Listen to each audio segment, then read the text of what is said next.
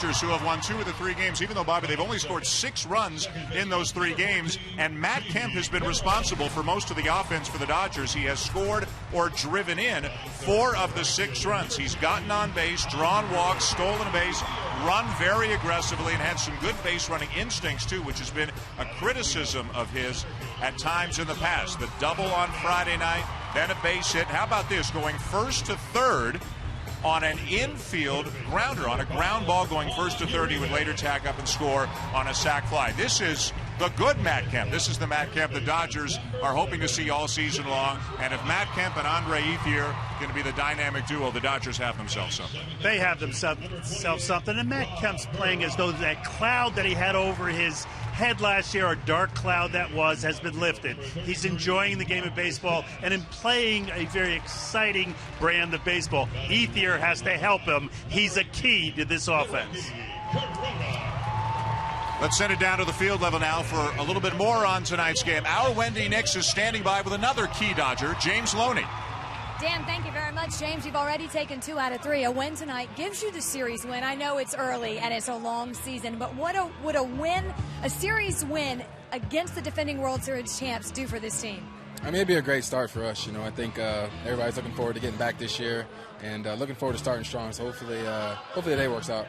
You struggled at times against Barry Zito. He is on the mound tonight for the Giants. What is your approach against Zito tonight? Well, yeah, I figure I'm due, against him eventually. So, I'm pretty sure that's why I'm in the lineup. But, he likes to mix up speeds well. And for me, I think just letting the ball get there, not trying to go out there and hit it. All right, thanks. Best of luck. Buster. Thanks, Wendy. I'm here with Pablo Sandoval. One of the big stories of the Giants offseason, you losing 38 pounds and reclaiming third base. Why did you go through that? It's tough when you start losing your job last year in the World Series. I see my team as one of the World Series. One of the things you have to be, careful a little bit more. You pay attention to your career. That's what I try to do. How much of a difference has it made for you? It's way different. You got a lot of strength. You got agility, all the kind of stuff. You got more power. You got more speed. I think this is one of the big changes I do last year. Thanks, Pablo. Dan, back to you. Buster, thank you very much. Looking forward to this game between the Pandas San Francisco Giants and James Loney's Los Angeles Dodgers in front of a big crowd on a beautiful night here in Southern California. Also coming up on the show tonight, we'll talk a little bit more about one of the great rivalries in baseball between the Giants and the Dodgers. We'll take a look back at an incredible season, the first World Series championship for the Giants since they moved to San Francisco. And we'll also have a visit in the booth from Hall of Famer, former Dodger manager Tommy Lasorda. We are mere minutes away for the first pitch here, the first Sunday night game of the season between the Giants and Dodgers. Right-hander Hiroki Kuroda is on the mound tonight for the Dodgers, and we'll have the first pitch for you right after this.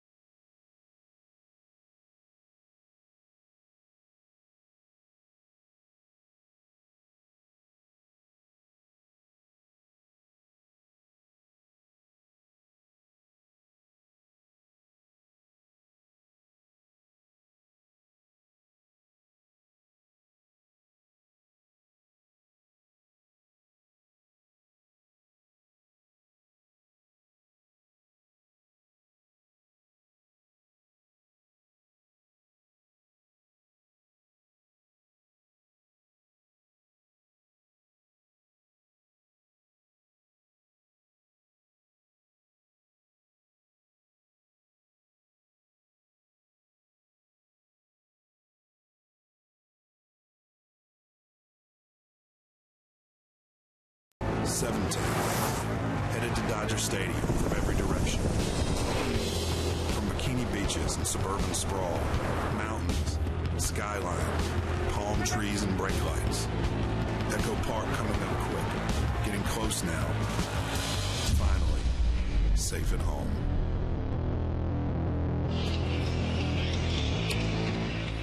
And welcome back. A beautiful shot here high above Dodger Stadium in Los Angeles, the fourth and final game of this season opening series between the Dodgers and the San Francisco Giants. The Giants winning yesterday after the Dodgers took a couple of one-run affairs to begin the series.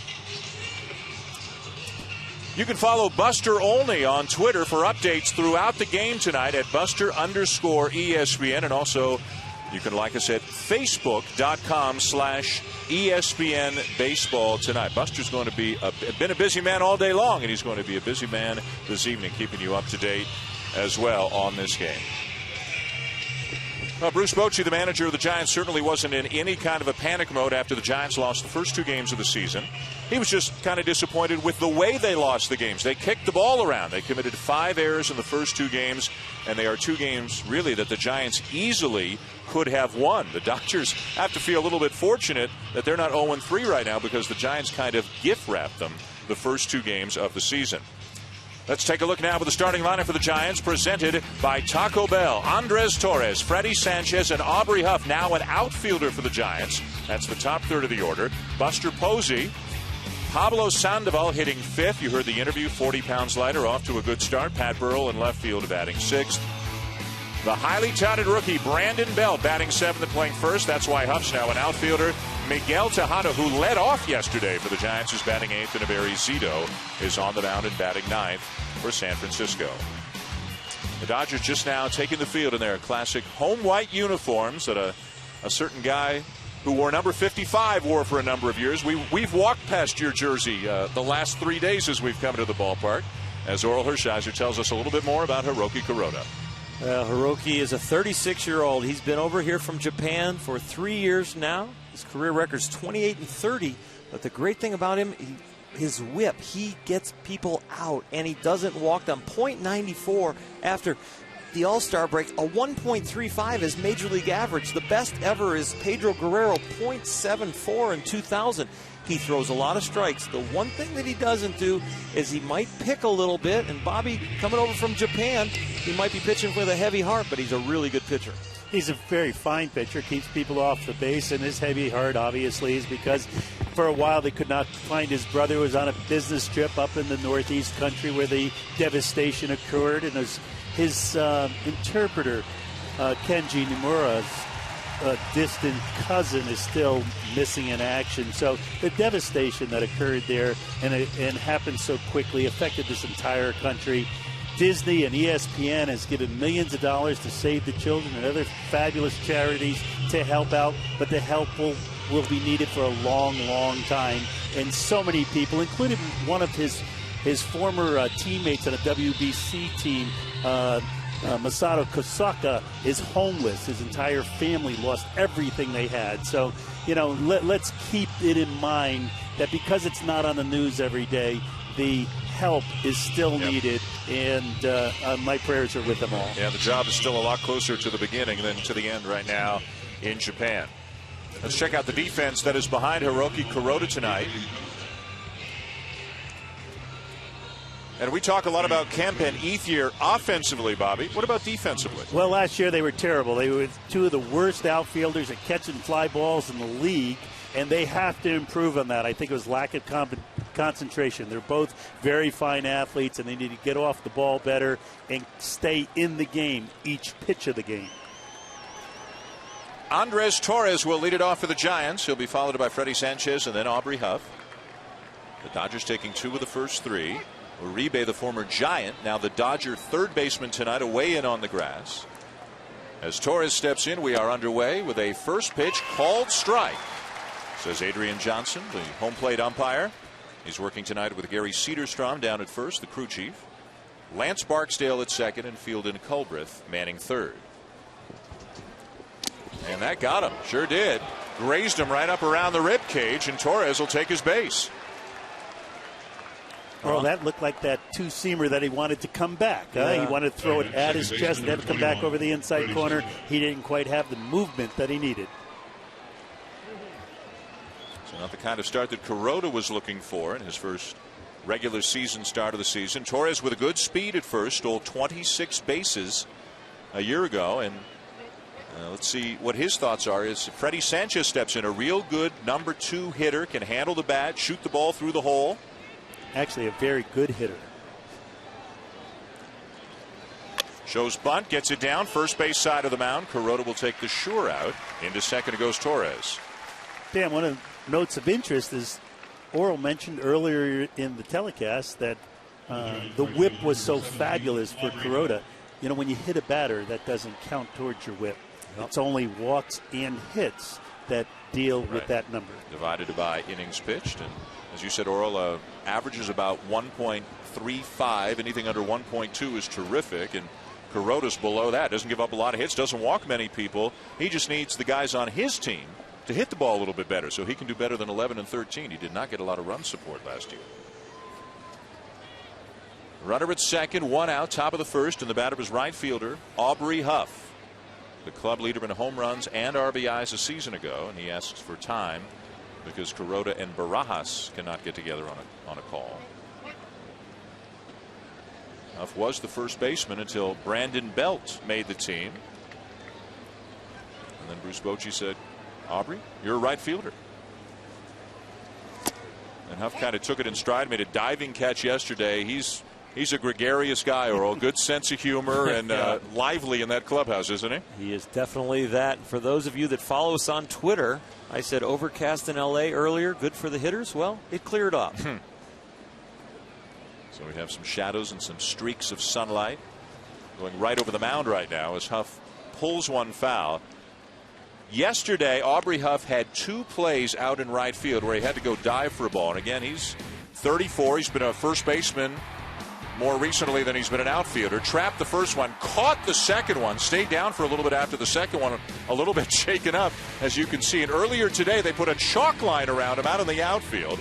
And that was out there during Dodgers batting practice for a while. The Giants did that here at Dodger Stadium. But fortunately, the rumors of Aubrey Huff's demise have been greatly exaggerated. He's actually okay. I'm surprised there wasn't some police tape around it. It's really cool, though, that they had the presence of mind to do that. You know, you go into their clubhouse and you see Huff or Burrell or Sandoval or Brian Wilson. There's no shortage of personality in that clubhouse. And this year, Miguel Tejada has really added to that mix. Bruce Bochy mentioning how he has a leadership quality to him, but also has a real fine personality. Saw Wilson looking on from the first base dugout, hoping to get him back in a few days from injury. A strike taken, 1-2. Well, speaking of Wilson, he threw a simulated game today, and they're waiting for him. He started the year on the DL. He'll be eligible to come off on Wednesday. And all reports from the simulated game, we got to see about 5 or 6 of the pitches as we came into the ballpark. We heard a couple shattered bats. He threw the ball very well. They're just going to wait to see how he comes out of it tomorrow.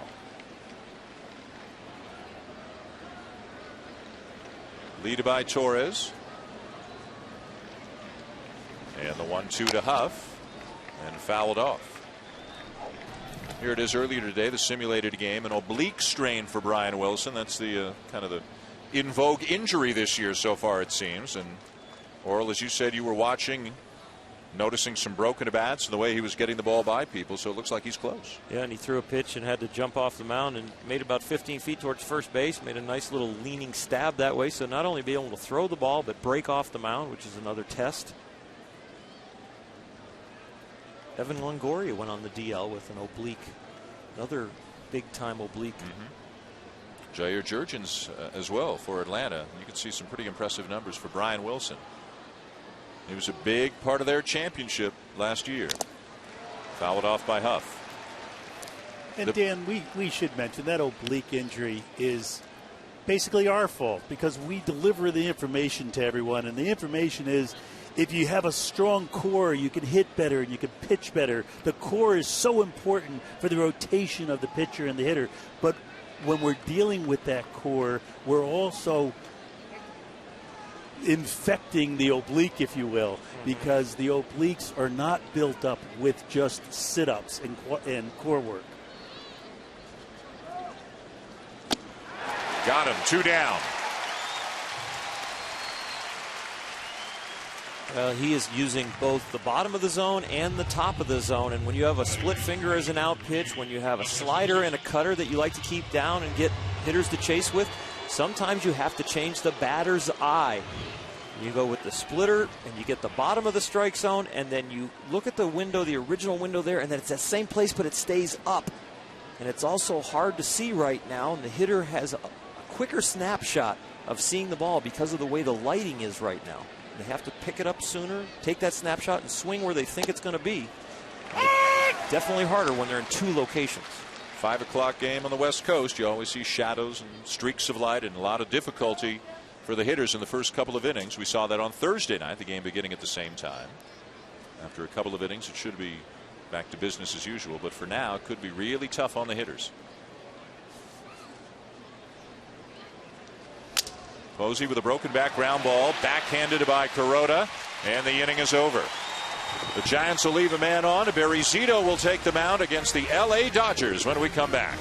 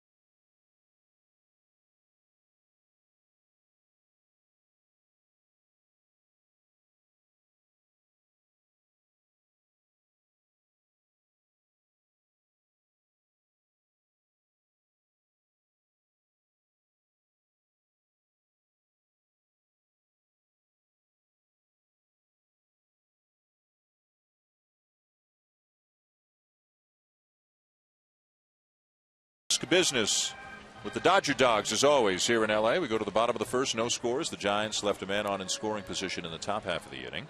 Time now to check the LA Dodger lineup tonight. A Rafael Furcal, who sat out yesterday, back in the lineup leading off tonight. Jamie Carroll at second.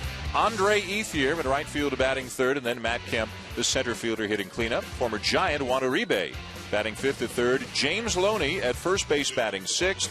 Rada Barajas catching and hitting seventh. Marcus Thames, who figures to play against left-handers, is in there tonight playing left field and batting eighth, and on the mound and batting ninth is Hiroki Kuroda against former Cy Young Award winner, but that's 9 years ago now. Barry Zito Orel now in his 5th season as a Giant. What kind of a Zito do you think the Giants are going to get this year? Well, Barry Zito walks a fine line now. It doesn't have the dominant fastball that he had, and the curveball off of that arm speed was sharper and bigger. He now battles with off-speed stuff. Great first half. You know, last year he started out 5-0, and he was in the realm of like Ubaldo Jimenez and Roy Halladay. But the second half of it was not very good at all for Zito. 1-7 with a 6.75, and remember how the Giants starters just carried him. First pitch swinging, Rafael Furcal lines a solid base hit into center field. He tries to not pitch with his fastball, but first pitch of the game just trying to get ahead, leaves the ball up. Furcal does a good job staying on top of this ball. The hands always above the barrel of the bat, as Bobby has taught us, but even on the high pitch, he did a great job hitting the center of that ball and not popping it up. So the leadoff man aboard, a guy with some speed in Furcal, and here's Jamie Carroll getting a chance to play because Casey Blake's on the DL with a bad back. Uribe moves to third. Carroll plays at second. And another guy, Bobby, who can handle the bat. He knows what he's doing up there in this kind of a situation. Yeah, Mattingly won't be bunting in this situation, but he might play the hit and run, especially if Kyle over there thinks he has Zito's move. Davey Lopes is not the first base coach today. He's out because of a death in the family. And they'll have him back at some point on the road trip that they're going to go on starting tomorrow as Zito misses. And he has fallen behind 2-0 on Carroll. The Dodgers with just 6 runs scored in 3 games to start the season, and a few of those were because of some bad San Francisco defense. So they're looking to turn it up a notch here offensively. For Call stole 22 bases a year ago as Carroll takes a strike. 2-1. This lineup is not overly talented, Oral, Dan, with great hitters, and Don Mattingly's going to have to learn to use his parts. I think this is one of those situations in the first inning with 2 balls, 1 strike on the hitter. He's going to put the runner in motion and try to create something.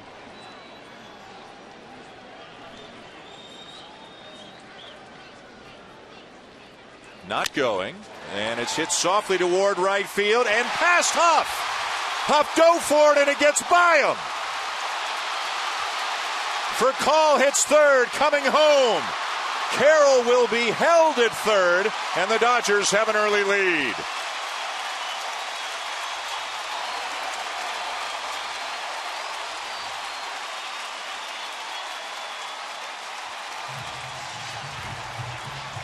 Danny dove 3 feet to the left of the mark from yesterday.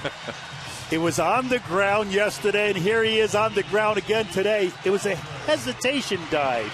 Looked like he was really feeling the shock of yesterday, and he was in between going for it and catching it while he was standing up. So it was not a dive, it was a fall, and then it was a triple. And again, Huff was the Giants' first baseman last year, but Brandon Belt, the young first baseman, played so well in the spring, and an injury to outfielder Cody Ross that has changed the look of this Giants team. As Ethier flinches on the big curveball that drops in for a strike at 69 miles an hour. There's Belt. Great minor league season a year ago. Great Arizona Fall League. Great spring. And 3 pretty impressive days of action here in Los Angeles as well, including his first big league home run. 0-2. So Bruce Bochy's been concerned about the defense that the Giants have played so far here, especially Thursday and Friday. And when you're a pitcher on the mound like Barry Zito, and you have a outfield that is a little bit more porous because they are a step or 2 slower than other candidates, it really is tough on you because you need as many outs as possible when the ball is put in play. You do not have that strikeout pitch anymore. Zito does not have that pitch where he can, subtract 90 feet from batters because they move up on outs and keep people from third base and then striking them out with less than 2 outs. It is just so hard to play with shoddy defense. A run in, runner at third, nobody out, bottom of the first. And another breaking ball swung on and missed, and Ethier is gone for the first out of the inning. Well, let's go back to Thursday and Friday and some of the mistakes that the Giants made defensively. A bobble by Burrell allowing an extra base as Gwynn goes into second. A bad throw by Tejada. Posey's throw gets past Sandoval. Kemp comes in to score. Then on Friday, Sandoval charging, throwing wide of the bag at first, and this was a big one. Cost them a run, maybe the game. Jonathan Sanchez upset with himself. Can't come up with the comebacker. 5 errors, 3 unearned runs in the first 2 games of the season. This obviously not an error on Huff. As Matt Kemp drills one. Deep left field. And his torrid start continues. 3-0 Dodgers.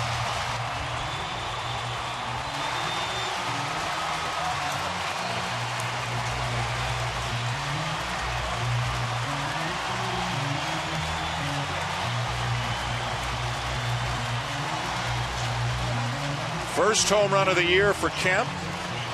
First home run of the year for the Dodgers. 3-0 LA. Well, you compliment the hitter because he didn't try and do too much, because he's got all that kind of natural talent and power to hit a pitch that's right down the middle a long way. Now Uribe Grounds one out to second, 2 down.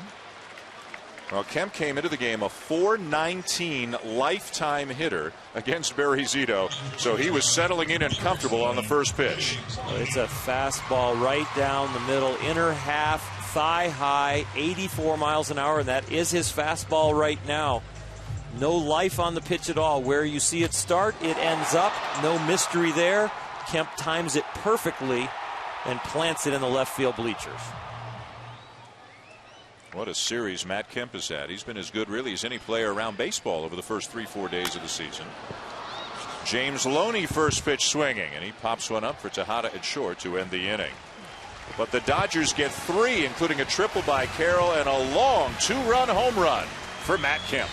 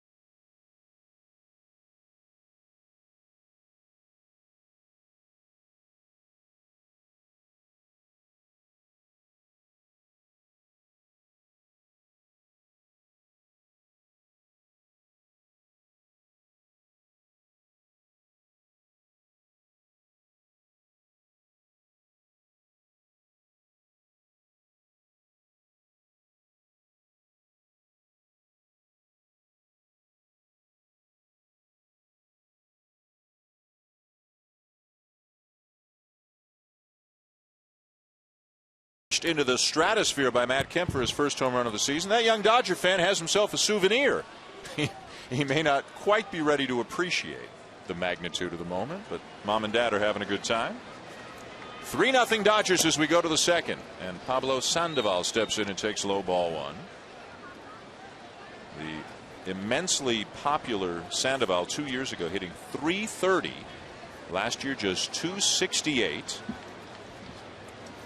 Fairly well known over the offseason now. The story coming out in the last few weeks, he lost about 40 pounds over the winter. Gave up all of the foods he loved. And boy, he looks like a different guy. A lot more agility. And he's swinging the bat pretty well to start the season too, Bobby. Indeed, Dan. I was going to say we have another story if he was going to take that third pitch because he took 2 pitches, and I think that's the first time I've ever seen him do that. If he can reach it, he's going to try to hit it. He swung the bat 55% of the time last year. That was the highest, or the third highest percentage in Major League Baseball. We all know Vlad Guerrero's up there. He's got to be. Yeah. He was up there. I think Jeff Francoeur was number 1 last year. Got to be up there. Absolutely. Juan Uribe, who's in this game, was in the top 5 as well. He swings harder. And more often. Here's the 2-2. And a swing and a high drive, deep right field. He got a lot of this one. He got it all. Pablo Sandoval with a home run, and the Giants are on the board. It's 3-1. We can hear the noise being made by the Giants fans. Also, the ball gets thrown back into the infield as Sandoval goes deep. Well, remember the pitch that Kuroda struck out Aubrey Huff on, a high fastball that he swung through. Then he was in the light. Now he's in the shadows. You see it a little better. You can't sneak that high cheese by the mouse. And I'll tell you what, he's a panda, but he likes the high cheese right here. And he talked about losing that weight and being able to be in the cage and hit more and longer. Well, the practice paid off. First home run of the season for Sandoval. As we talked about on Thursday night in the opening game, the Giants basically gave Sandoval two choices. As Pat Burrell takes low. 240, as in lose 40 pounds and get down to 240, or Fresno, the AAA affiliate. They were serious, and he took them seriously and did the work that he had to do. Burrell pops it up, foul territory, and back out of play. Burrell, damn, most fabulous about this swing is it's a high ball. He gets his hands above the ball, and you see he's still swinging up at the high ball. That's what you have to do in order to drive the ball that's up. If you try to swing down on it, you're going to hit the bottom of the ball and pop it up, or usually even miss it. And if the Giants can get the 2009 version of Sandoval, what an incredible boost that would be for their offense here in 2011 as Burrell is called out on strikes.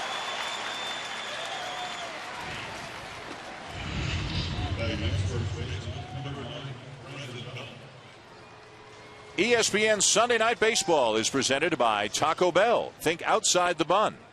And in part by Dick's Sporting Goods. Every season starts at Dick's. And Jeep. Visit Jeep.com to learn more. Dan Schulman to Bobby Valentine, Oral Hershiser, Buster Olney, Wendy Nix, the Baseball Tonight gang. All here at Dodger Stadium for the first Sunday night game of the season as Brandon Belt skies a fly ball to center field. Kemp with room, 2 down.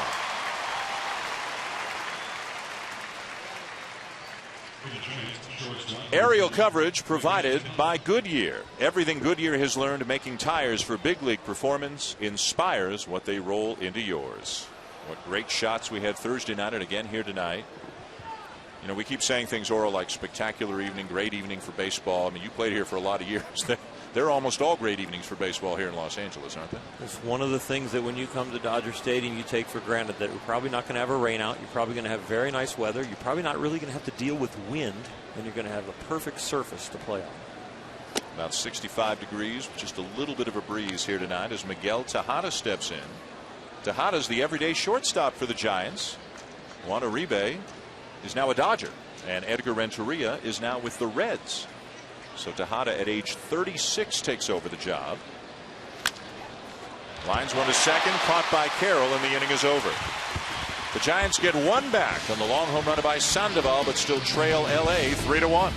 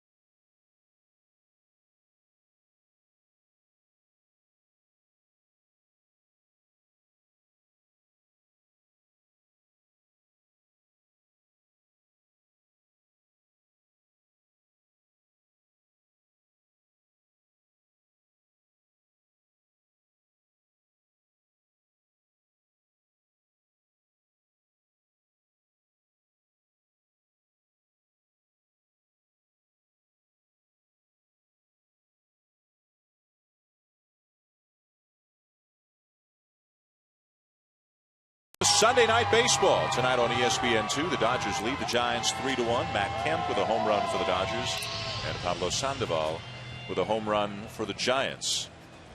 Dodger Stadium, now the home of Don Mattingly, the new manager of the LA Dodgers. He was the hitting coach the last 3 years, and of course before that as a player, a great player for the New York Yankees. His heyday back in the 80s, an MVP, a batting champion, an all-star, a Gold Glove winner, you name it, he did it.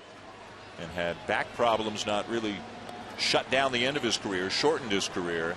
He'd be in Cooperstown right now. Managed in the Arizona Fall League, but this is his first time in this kind of a situation as a manager, taking over after Joe Torre stepped down at the end of last season. Murata Barajas will take a strike from Barry Zito. Barajas with the team at the end of last year after spending most of the 2010 season with the Mets, and he's got some pop. Had 17 home runs a year ago. Barry Zito's just glad to get 2 pitches into the count. 4 of the 6 Dodger hits were on first pitches. For Call, Kemp, Uribe, and Loney all hit the first pitch. High in the air to left field. And Burrell over to his left to make the catch, 1 down. We know about the car accident that Mike Zito had, and the stuff that he's featuring today is really under Major League average. But he's taking one for the team right now and trying to keep his team in the game for as long as possible. Oral, can he be an effective major? If this is it, if this is what Barry Zito has, can he be an effective Major League pitcher? Yes, he can be, but he's going to have to hit his spots. And he's going to have to live with the fact that he can't get the ball by people, and he's going to have to pitch to contact. Think about Jamie Moyer. Jamie Moyer throws the ball this hard, and Jamie Moyer has been successful to a late age. But he's dealing with no anxiety in the hitter's mind at all. So it's all about hitting your spots and trying to control the barrel of the bat and make the ball be hit weakly, because very rarely will they swing and miss. Fastball's maxed out at about 84, as you've seen. He's fallen behind a Marcus Thames, another guy with some pop, figures to play a lot against left-handers this year. Well, back when he was younger, Barry Zito had a little more on the fastball, maybe a little bigger break on the curveball, and he had a lot of success with the Oakland A's. But coinciding with him coming to San Francisco and signing that big contract, he has really struggled. Down to third, right at Sandoval, and Thames is retired, 2 down. Now, if you go back even further, I'm not talking about back to Oakland, I'm talking about way back when Barry Zito was just a little fella pitching down for the La Mesa Fletcher Hills Little League, pitching in that league when he was 7 years old. He started throwing the curveball, Oral, when he was 7 years old. That's not what we teach the youngsters, is it? It's a little early for me. But it worked for him. It sure did. The funny thing is that the things that are ingrained, the leg kick, the upright delivery, the way he stood on the mound with the glove by his shoulder. And here's that same curveball all the way from Little League. Used to throw it about 3-4 mile an hour harder. And it was a little sharper break. Zito begins the season technically as the number 4 starter for the Giants. Youngster Madison Bumgarner is in the number 5 spot. But that may be more just to protect his innings a little bit. Use the off day, skip him every now and again. But Bumgarner was on the roster and very good in October. Barry Zito didn't pitch in the postseason last year when the Giants won the World Series. And Hiroki Kuroda showing us the swing of a guy who went 2 for 55 last year. Lowest batting average in the bigs since 2006.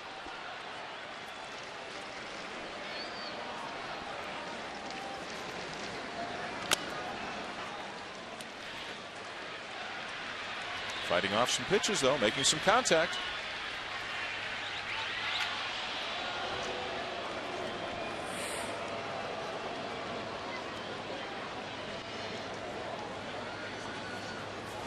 Again, the 1-2. 3 foul balls. Zito at this stage of the game has to use all components as possible. Here he is off the rubber on the third base side, trying to get angle on a pitch that's not very, it doesn't have very much movement, so he tries to use angle, and he gets a check swing So Kuroda strikes out to end the inning. And we're at the end of 2 here at Dodger Stadium. Hall of Famer Tommy Lasorda on the other side of the Dodgers, leading the Giants 3-1.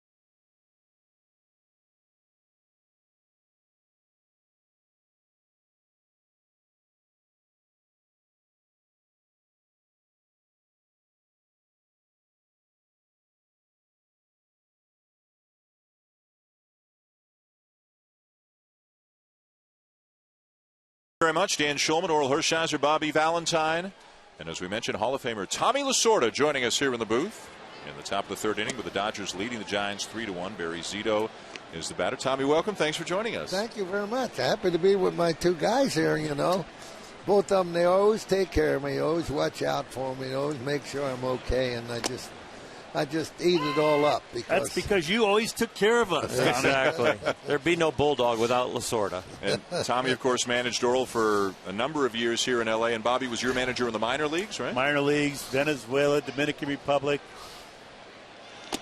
Yeah, we started out in the rookie league together. Then I went to AAA, and I took him with me.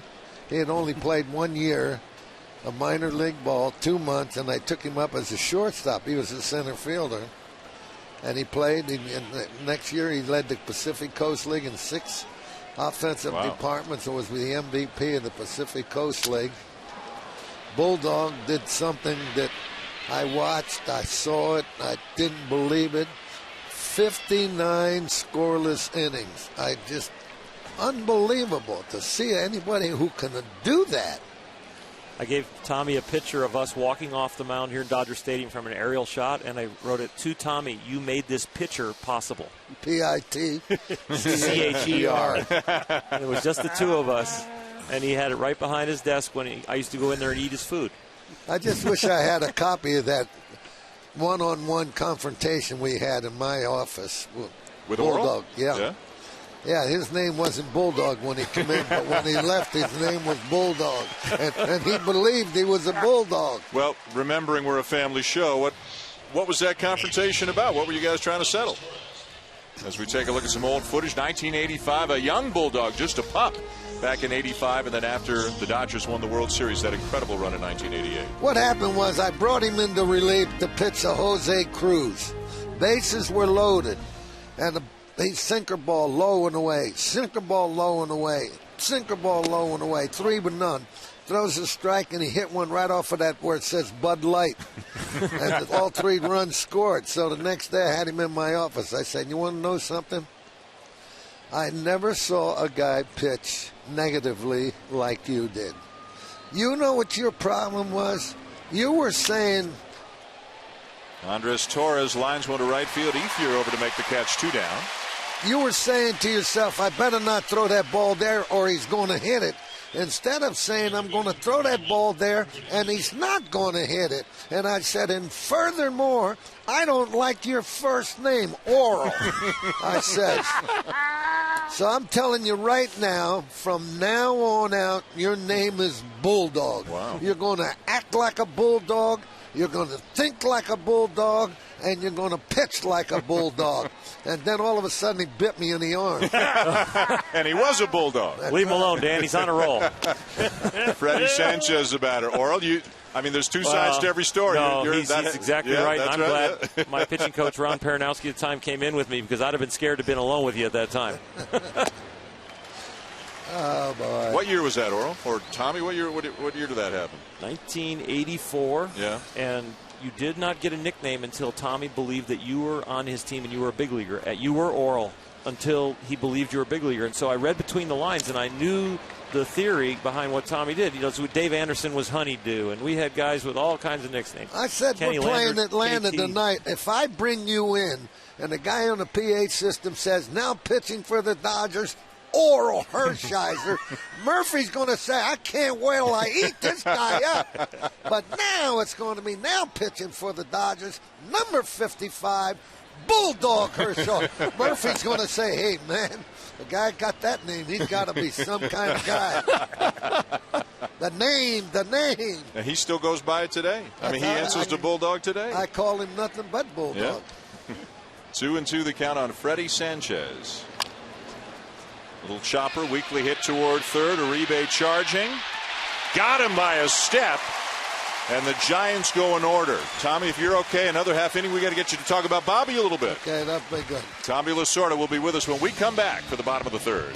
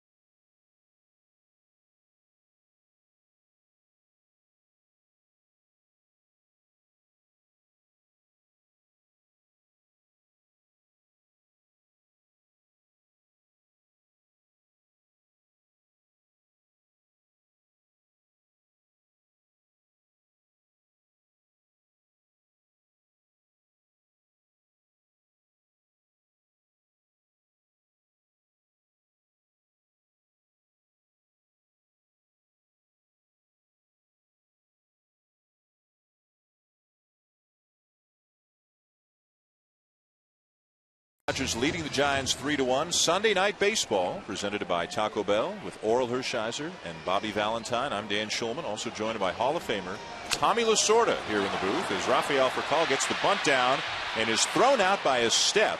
Belt to Sanchez covering for out number 1. Well, we're enjoying some reminiscing with Tommy Lasorda. We've talked about his days with Oral Hershiser. How about with Bobby Valentine, 1983? That's Bobby Jr. in Tommy Lasorda's arms. Let me tell you something about Bulldog first.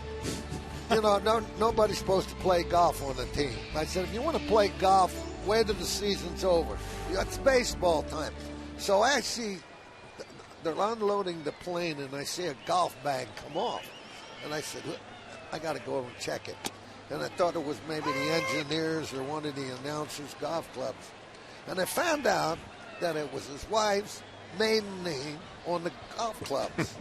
So I called him in. I said, well, Bulldog, you thought you had me, huh? That's it, $250. The next day he comes in, he puts a check on my desk, and I look. I said, hey, this check's for $1,000. I said $250. He said, no, you're going to catch me 3 more times. Now, Bobby Valentine. How about that? How about this shot of my son? Here's a second out of the inning, Dan. Come back to the mound. What about Bobby Valentine? That picture with my son. He was just born, and I sent Tommy a dirty diaper with a little note that said, "Dear Uncle Tom, I wanted to send you the first thing I did on my very own. Love, Bobby Valentine Jr." Vince Scully announced it on the game that day, didn't he? Bobby Valentine could do it all, I'll tell you that. He was a great athlete. But we were never in uniform in the big leagues together, Tommy. No. And that was one of the regrets I had. Yeah, well, Bobby, we had hoped and prayed for that day to come, but I thank God because, you wanted me to be with you when you managed the All-Star team. I will never, ever forget that. You called the commissioner and asked permission to put me in uniform. And that was so thoughtful of you to do that for me. Well, it was great that Bud Selig and Major Leagues allowed us to be together in uniform. You came to Seattle. You were my honorary coach, and you insisted on going on the field. You were in the dugout, and you insisted to go out and coach third base. That's right. Yes. And Latimer Guerrero was the hitter. Now, as a third base coach, where that ball gets hit, you got to follow the ball. Yes. It went down the right field line. I told you to watch out for the ball. I was watching the ball, and then all of a sudden I hear the people holler, and I look up, and there comes this bat right at me. Now, this big, huge stadium, that bat had to come right to me. Now, if you want to see something, so I did a flip, and there was dead silence in the stadium. And then all of a sudden when I got up, they began to applaud, knew I wasn't hurt. And that was it. But the commissioner came in after the game, and he said, you caused more excitement than our National League team did. Tommy, thanks for joining us. Great to see you, sir. Very much. Thanks. See you, Bulldog. Thank you, Bobby.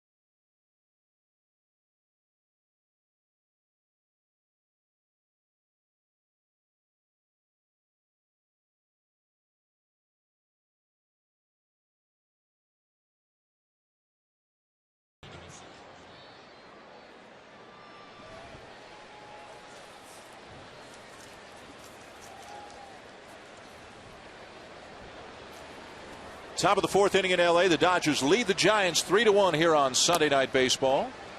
As Aubrey Huff steps in to lead it off for San Francisco and takes just low ball 1. Dan Shulman, Bobby Valentine, Oral Hershiser, Buster Olney, Wendy Nix, and our thanks to Hall of Famer Tommy Lasorda for spending an inning with us in the booth. And you guys know him a lot better than I do, but I get the feeling he could have gone a while. We were just scratching the surface, huh? About 4 in the morning. Yeah, he can do 2 hours without notice. There's a strike. Well, what did he mean to you guys coming up? Oh God, it's too hard. But I mean, I could start crying thinking about what he made built inside me, confidence-wise, and believing in me. Because you listen to somebody who's a Hall of Famer and a veteran manager, and you're a young pitcher. Back to the mound. Kuroda waits. On to first. 1 down. You just really don't understand how good you are. But when he believes in you, you believe in yourself. The Dodger manager for almost 20 years. They won a couple of World Series. 2-time National League Manager of the Year. For so many years here in Los Angeles, it was Walter Alston and then Tommy Lasorda. Those were the only 2 men to manage the Los Angeles Dodgers. This is hard to believe, Bobby, over a 39-year period. Well, it's hard to believe except for when you know the men and you know the people that were hiring them. The O'Malley family loved consistency and quality. Here's Buster Posey. What about you, Bobby? What did Tommy mean to you? Well, everything. He was the guy I reported to when I was 18 years old. I left high school in Stamford, Connecticut, went to Ogden, Utah, and he basically became my father, as he was to so many other players. But we ate together, we sang together, we cried together, we lived our life together, and his love of the game was contagious, and I'm so glad I caught it. There's the 2-0. Big swing and a miss by Posey. And every home game that I ever do here, he's here. Does he come to every single home game? Comes to every single home game, and this year, every homestand he's having dinner with 2 members of our military forces, and today he's doing that just same thing. Loney will take it himself for the 2nd out. And here comes Pablo Sandoval, who hit a long home run, Bobby, his first time up. We said earlier he was a free swinger, but when he gets a pitch in the strike zone, or even a little out of the strike zone, he has a beautiful swing. And here you see the bat path of his ball. His hands will be above the ball, and you see it's an upswing. It's not a downswing, coaches, when you look at a high ball. When you want a guy to hit it, get his hands above the ball, allow that bat to track up to the ball, and then you'll get solid contact like Pablo did his first time up. 2 down, nobody on. The Sandoval home run, the only run of the night for the Giants, as he looks at a strike from Kuroda. Sandoval 4 for 9 so far this season with the home run, so off to a good start with the bat.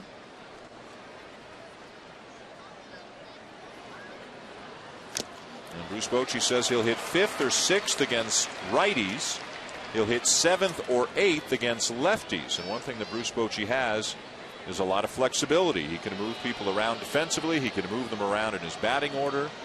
And especially once Cody Ross gets healthy, then he's got a lot of interchangeable parts, a lot of depth.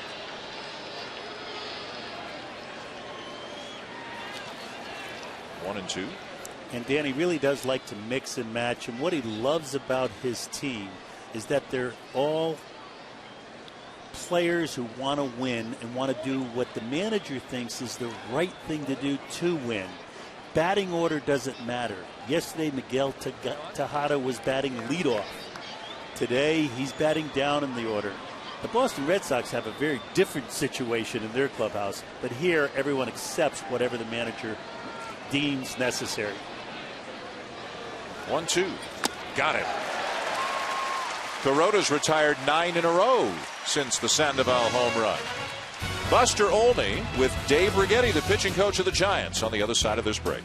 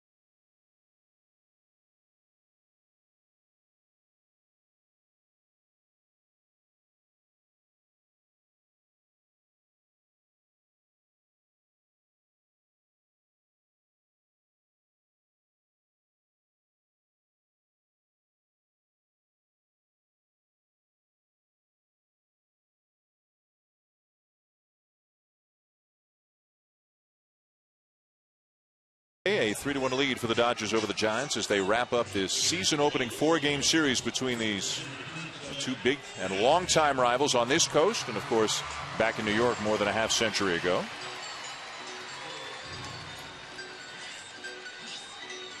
Matt Kemp will lead it off for the Dodgers.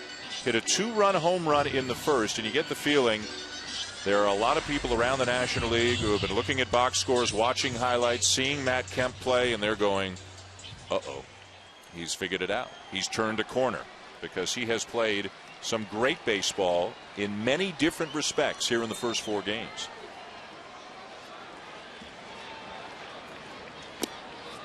Well, there could be some frustration coming in his life for sure, because he's not going to hit 556 all year.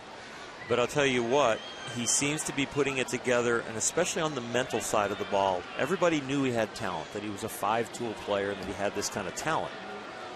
But to be consistent in the lock-in pitch for pitch offensively, defensively, and base running, that's when it gets scary. When you mix talent with concentration and preparation, Matt Kemp might have that kind of year. And there are those who are giving a lot of credit to a new Dodger coach, Davey Lopes, who, as we mentioned, is not with the team, away for a few days after a death in the family. 3 breaking balls so far, 3 curves from Zito, 1 ball, 2 strikes. So Dave Hansen, the assistant hitting coach, is filling in as the first base coach tonight. But Davey Lopes is apparently, according to what Don Mattingly is telling us, not just working on the base running, but overall putting pressure on the opposition, having a certain attitude and aggressiveness about the way you play the game. Well, he's a man of few words, and he expects results. And when you don't attempt what they are trying to do, he sees it as not caring. And so that communication is through to the players, and they're going to say, I care, but prove it to me with action by following the instructions. Changeup just misses down and away, and a full count on Kemp. Don Mattingly's done a real good job of selecting coaches who suit the needs he needs, and Davey's the attitude coach. Trey Hillman's right there. He's the organization coach. He makes sure everything works on time. Rick Honeycutt's sitting there, pitching coach. Another changeup and a fly ball to shallow center field for Torres. Kemp is retired, 1 down. Time now for some FaceTime presented by Edward Jones. Dave, Barry Zito allowed 3 runs in the first inning, 0s in the last 2 innings. What are you seeing in him tonight? Well, the first thing we were checking on is his health, overall health after, his car accident the other day, But, outside of a couple pitches he'd probably like to have back, he's throwing the ball pretty well. Now, earlier today, Brian Wilson, your closer, threw a simulated game. He's on the disabled list. How did he do? How quickly could he come back? He had a normal routine in a sense. He warmed up great and no problems. And 25 pitches, he let go 4 different types of pitches. And typical of Brian, he didn't hold back much.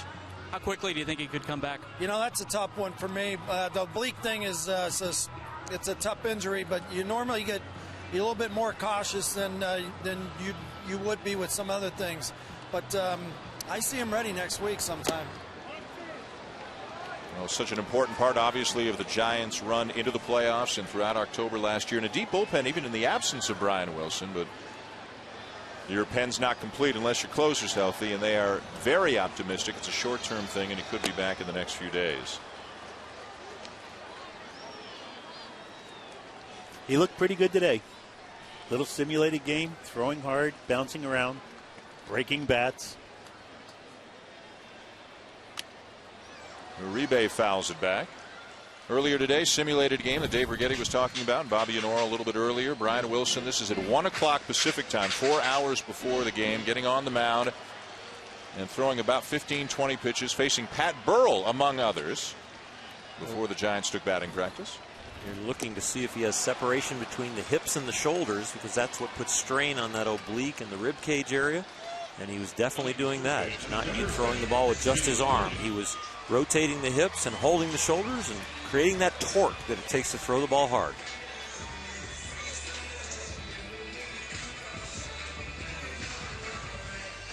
Meanwhile, Uribe striking out for the second out of the inning. There's Bruce Bochy, Dave Righetti. Pretty good team there, manager and pitching coach. Pretty good consistency and stability in this Giants organization. James Loney, the batter. Loney popped up his first time up. He's just 2 for 27 in his career against Barry Zito. Hits it pretty well, but 2 for 28 as Huff makes the catch. And all of a sudden, Zito has settled down. He has retired 11 in a row since the Kemp home run back in the first.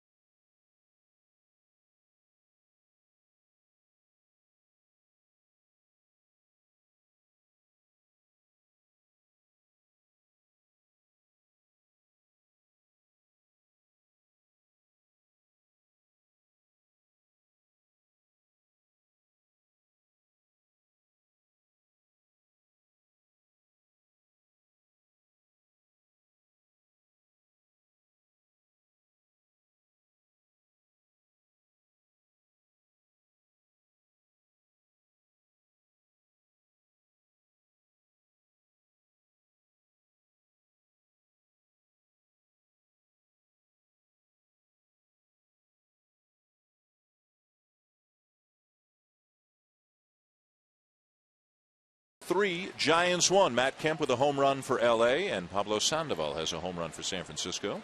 Pat Burrell will lead off the fifth for the Giants against right-hander Hiroki Kuroda. And he lays off the slider down and away for ball one.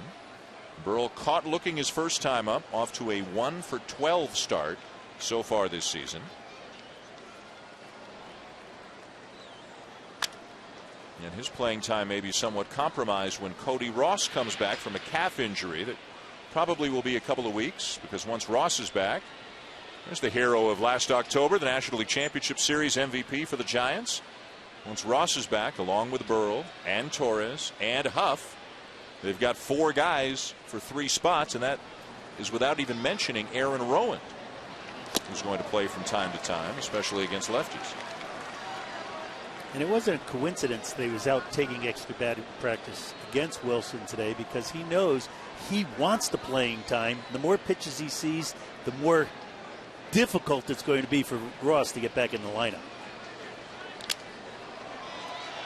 A little pop-up back of first for Loney. And in fair territory, he makes the catch, 1 down. Time now for FaceTime, presented by Edward Jones. Between innings, Don Mattingly with Wendy Nix. Don, Matt Kemp off to a pretty good start to the season in more ways than one. What have you seen differently from Kemp? Matt's just been focused really since the beginning of camp, and had a great spring training. He's kind of brought it right over to the season, and but for the most part, Matt's just been focused on everything he's doing.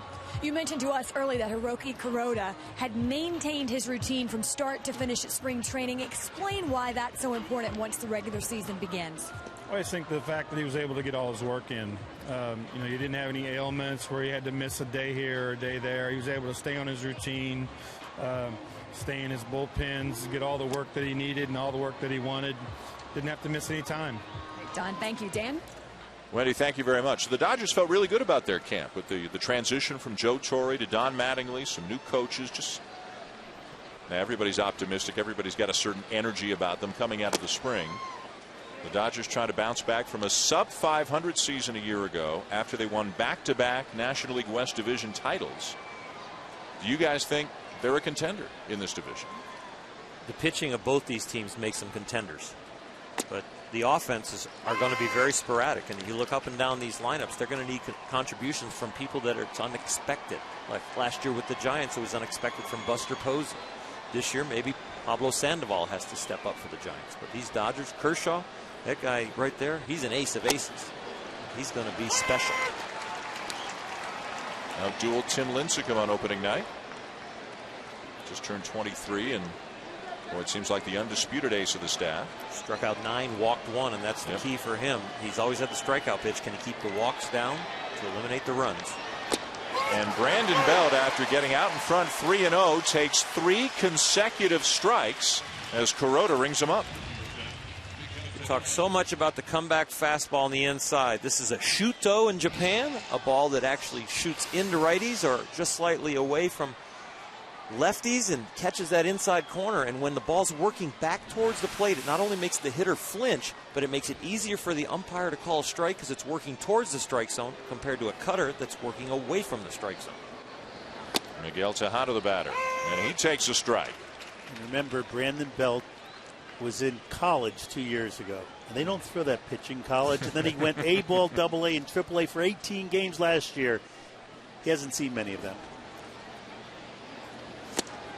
Boy, Kuroda's really got it going on right now. He has given up nothing since the home run to Sandoval back to lead off the second, and that's the only hit he's allowed tonight. And it really was a pitch that's not part of his repertoire. It's a show pitch, which is the fastball up around the shoulders, the top of the strike zone sometimes. He had success against Huff. He tried to sneak it by Pablo and didn't get it.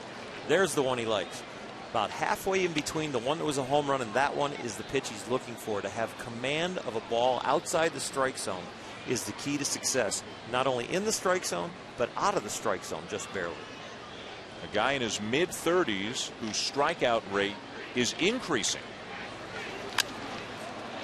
Breaking ball hit to center field off the bat of Tejada. Kemp right there, and the inning is over. The Giants go in order again against Kuroda as the Dodgers continue to lead 3-1.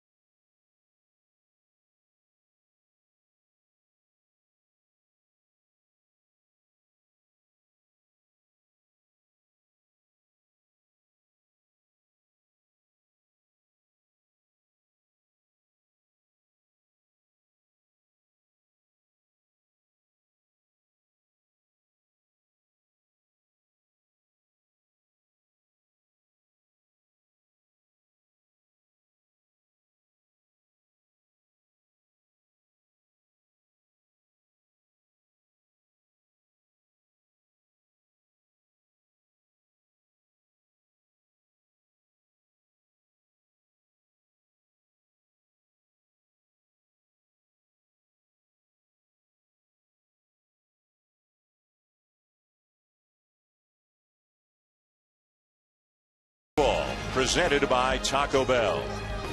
Dodger Stadium in Los Angeles. Dan Shulman, Bobby Valentine, Oral Hershiser, Wendy Nix, Buster Olney, Carl Ravitch, John Kruk, Barry Larkin. The Baseball Tonight gang with us here tonight, and they'll be with us just about each and every Sunday over the course of the season, taking Baseball Tonight on the road, giving you wall-to-wall coverage all weekend long. With the Baseball Tonight show, a 12:30 Eastern Time half-hour show, then a full-hour show from 7 to 8, running right up to first pitch of our Sunday night game. Here's Rod Barajas leading off the bottom of the 5th against Barry Zito. All of a sudden, the hitters aren't getting anything off either Zito or Kuroda. Zito has retired 11 in a row, Kuroda 12 in a row.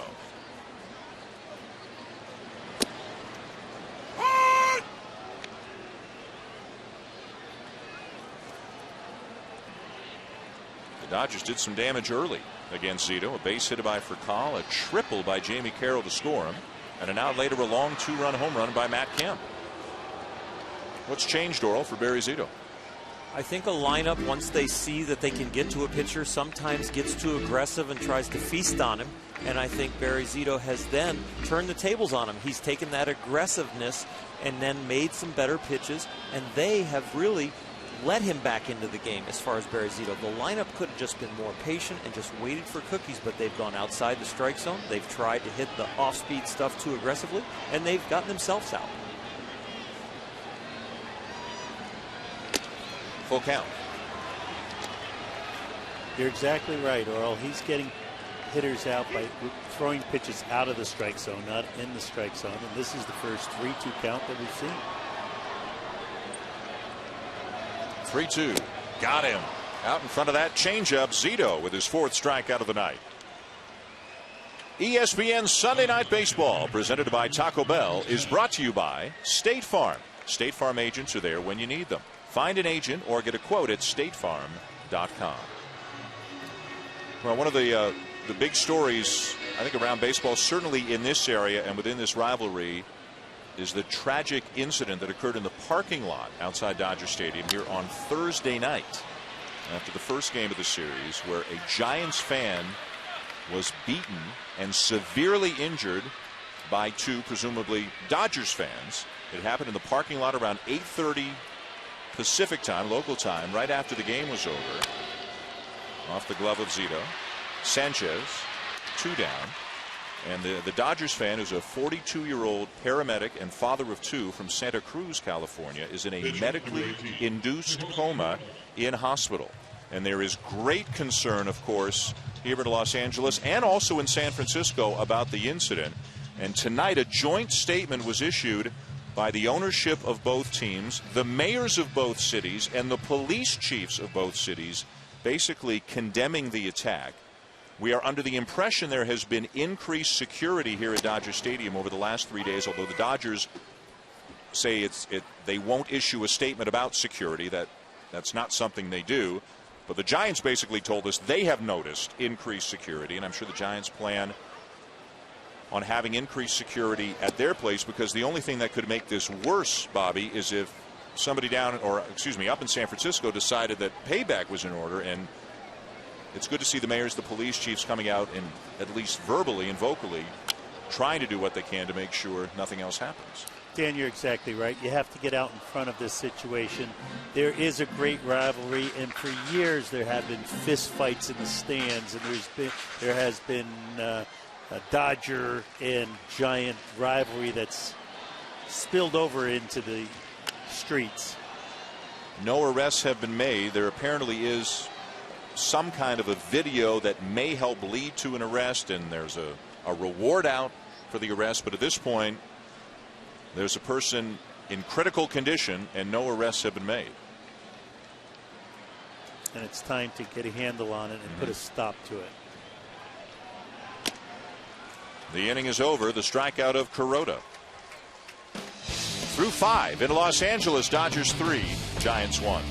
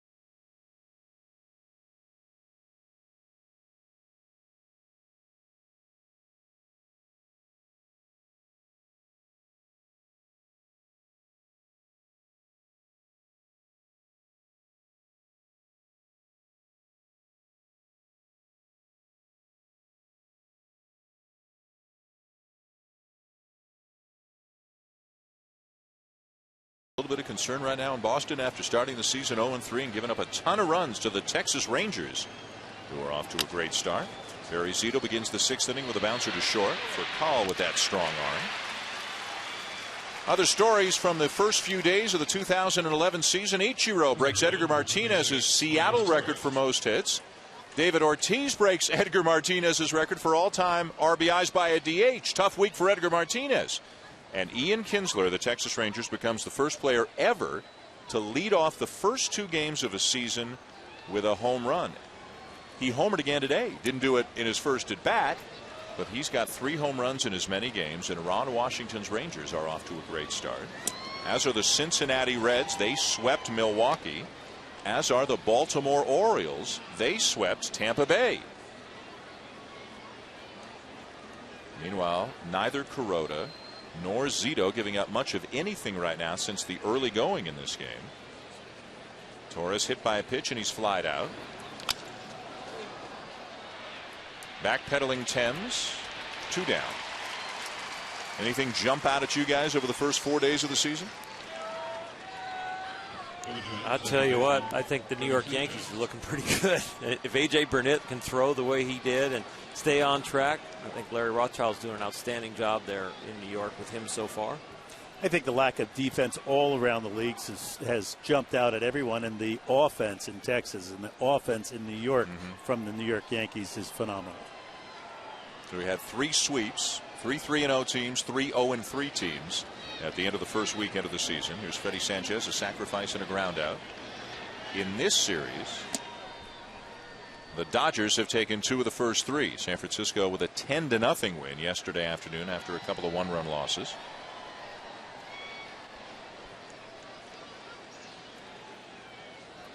Matt Cain pitching very well yesterday for the Giants, picking up where he left off in October of last year.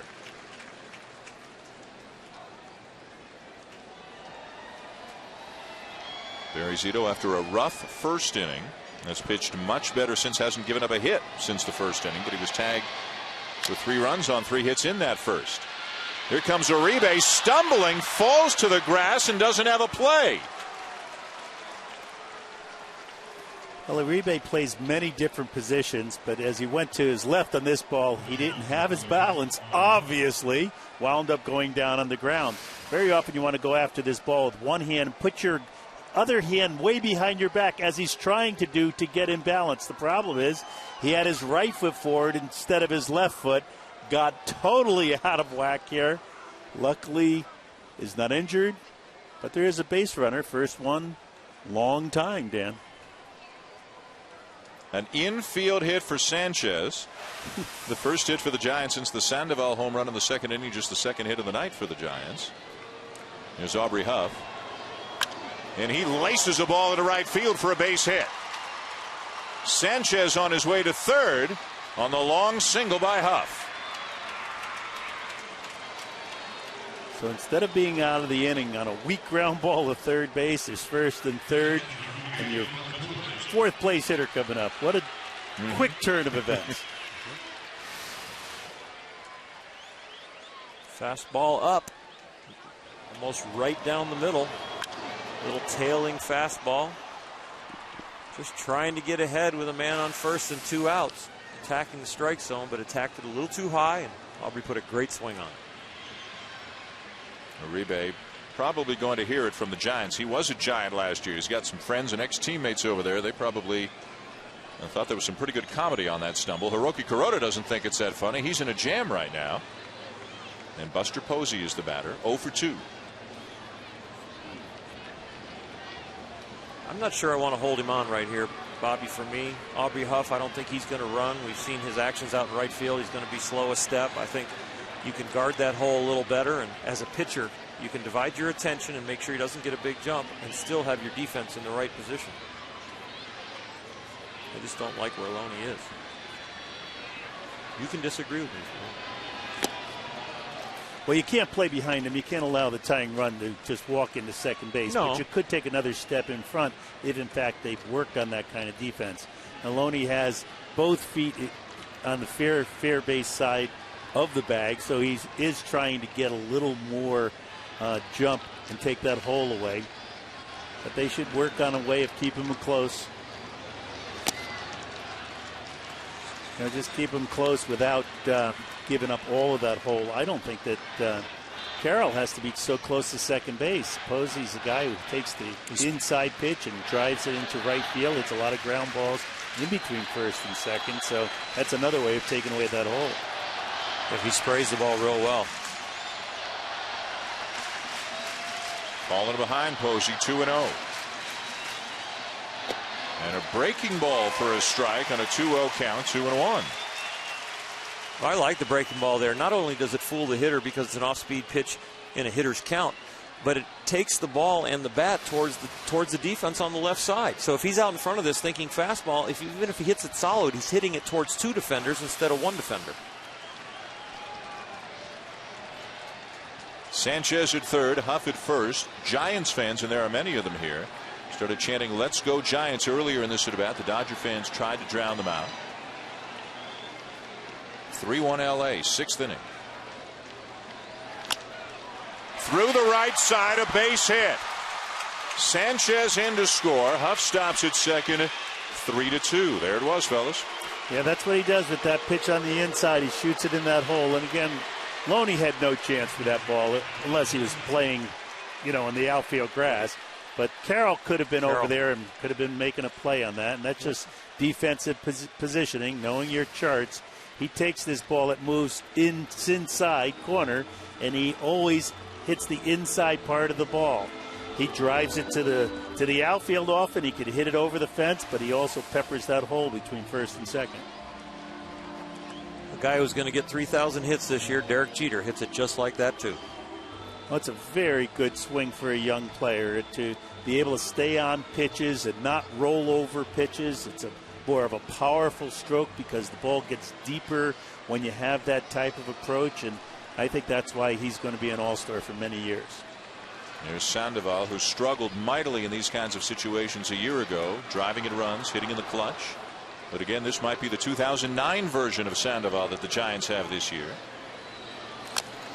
And going back again, Bobby, you mentioned it, 2 outs, nobody on, slow tapper to third base. We all thought everybody thought this inning was over, but Juan Uribe stumbled, lost his balance. Sanchez reached, Huff a base hit, Posey a base hit, and now here's Sandoval with a chance to turn this game around. And it's the idea of collecting your concentration, right, Earl? Kuroki was actually walking off the field when that ball was hit, thinking he was in the dugout with 3 outs. Not so the case.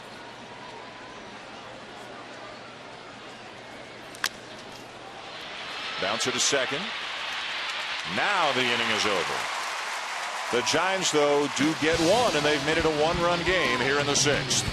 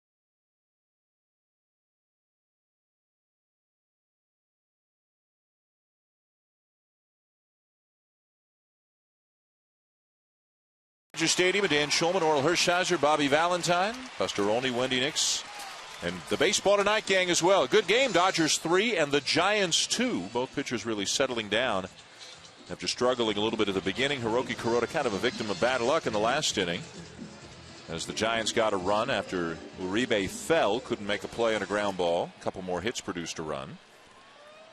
And here's Furcal, top of the order for the Dodgers in the 6th against Barry Zito. Zito has retired 14 consecutive batters since giving up a home run to Matt Kemp in the first inning. Misses with a curveball. Furcal with a base hit, scored a run in the first, and retired trying to bunt his way aboard in the third.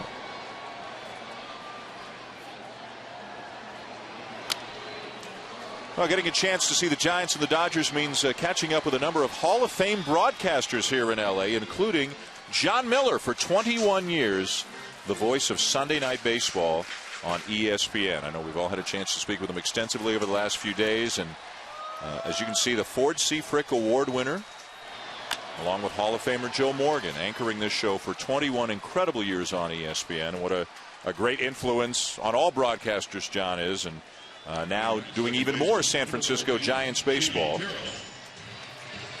And also Vin Scully here, Jaime Jarrín here, the Spanish broadcaster for the LA Dodgers. We've got 3 Hall of Fame broadcasters here at Dodger Stadium, and nobody loves to sit down around the dinner table or in a broadcast booth or anything and talk baseball like John Miller. You can talk about any player, any situation, any game, and his face lights up. Fernando Valenzuela there with Jaime Jarrín as well. We get a lot of royalty in the house tonight. And he can also sound like Vince Scully and Jaime, Yes, and probably the 3 of us also. He's fabulous at imitating. Yep. I had him record my answer on my cell phone, so it's going to be John Miller there. So he taught me an awful lot, and to grow up as a player and to have John Miller and Joe Morgan do your game, and then to actually have a chance to broadcast with him last year is what an honor. A strike taken by Jamie Carroll, and the count 2-1. Dodgers 3, Giants 2 as the Wave makes an appearance here at Dodger Stadium.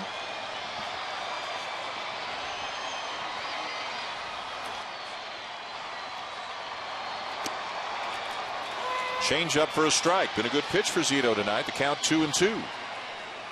Early in the season, when hitters are working on timing and trying to get their feet back on the major league ground, the changeup's an awfully good pitch. Back to the curveball. Bends around the outside of the plate, so a full count now on Carroll. Actually, changeup's a very good pitch all the time, isn't it, Earl? If you can throw it for strikes and then throw it a little out of the zone. Missed high with a fastball. Carroll draws the walk. Let's take a look at Barry Zito's night. Well, 15 in a row since the runs. That's the first walk since they're in base runner. What's the difference between good and bad with Barry Zito tonight? Well, when he was bad, he was up and towards the middle of the plate. You see those 2 pitches. But when he was good, he was up and on the edges. And even at the end, he made some quality pitches down at the bottom of the strike zone. This changeup right here has really been outstanding. As you can see, the Dodgers were chasing the borderline pitches, or Barry was making outstanding pitches, but up in the middle, that's dangerous.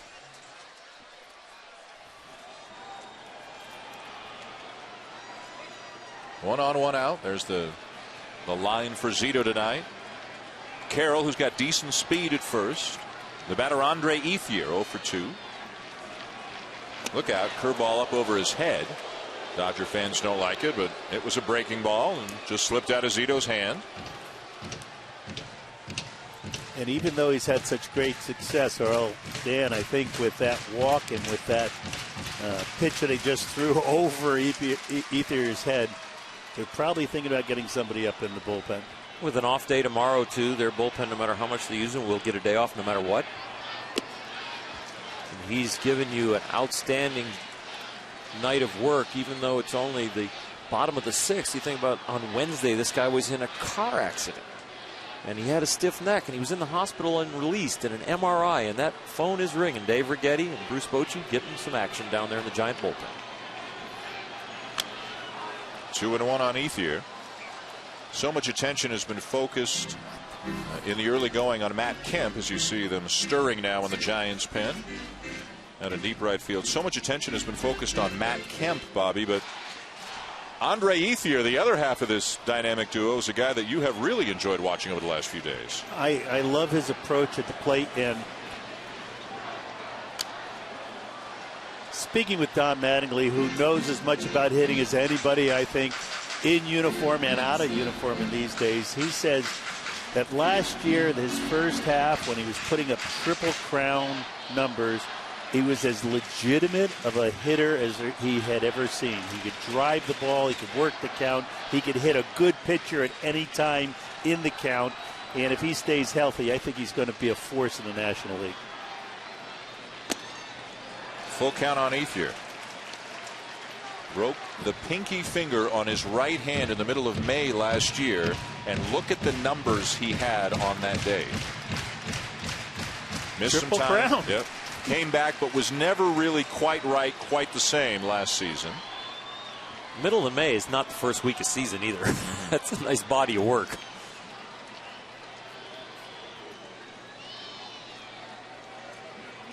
.260 after he came back. He was off to some kind of a start. Zito eyeing the runner. Who's going? 3-2 pitch and a check swing taken high for ball 4. Back-to-back walks given up by Zito, with the bullpen now working behind him.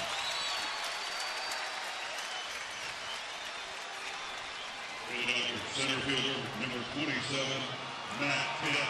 Let's take a look now at our game track, brought to you by USAA. Pablo Sandoval with a home run early for the Giants. Matt Kemp had a 2-run homer in the first inning for the Dodgers. It is now 3-2 Dodgers, bottom of the 6th. But they are threatening with runners at first and second, only one out, and Zito getting a visit on the mound from his pitching coach, Dave Righetti.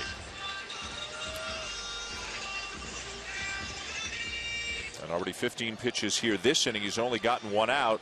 And at the plate is the guy who hit the home run off him back in the first inning, Matt Kemp, who's hitting over 400 against him in his career, with Guillermo Mota now up in the Giants' pen. And that wasn't real coaching that Dave Righetti was doing when he went out to the mound there. That was preparation for his bullpen, making sure that Mota is ready for at least the next hitter. Regretfully, he's not ready for this hitter, I think, Oral. We will see if it's late right here. You can see how comfortable Kemp is against Zito. Homered on the first pitch he saw off Zito back in the first. Big moment in the game. Curveball, strike one. Well, this is a big moment for the Dodgers, but a big moment in Matt Kemp's growth. You don't want to get yourself out. You want to hit a good pitch, but you also want to be able to pass the baton if Zito's trying to get you out of the strike zone. Let him walk you, but if he comes after you, damage him.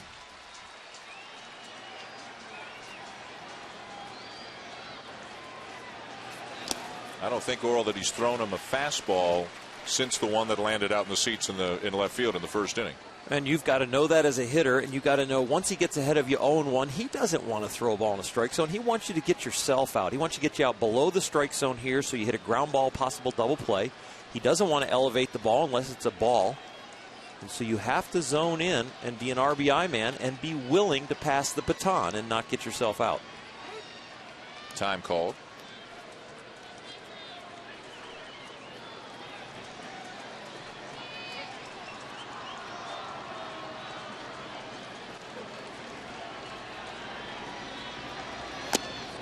There's a fastball, but it's just outside. 2 balls and a strike. It's a great take.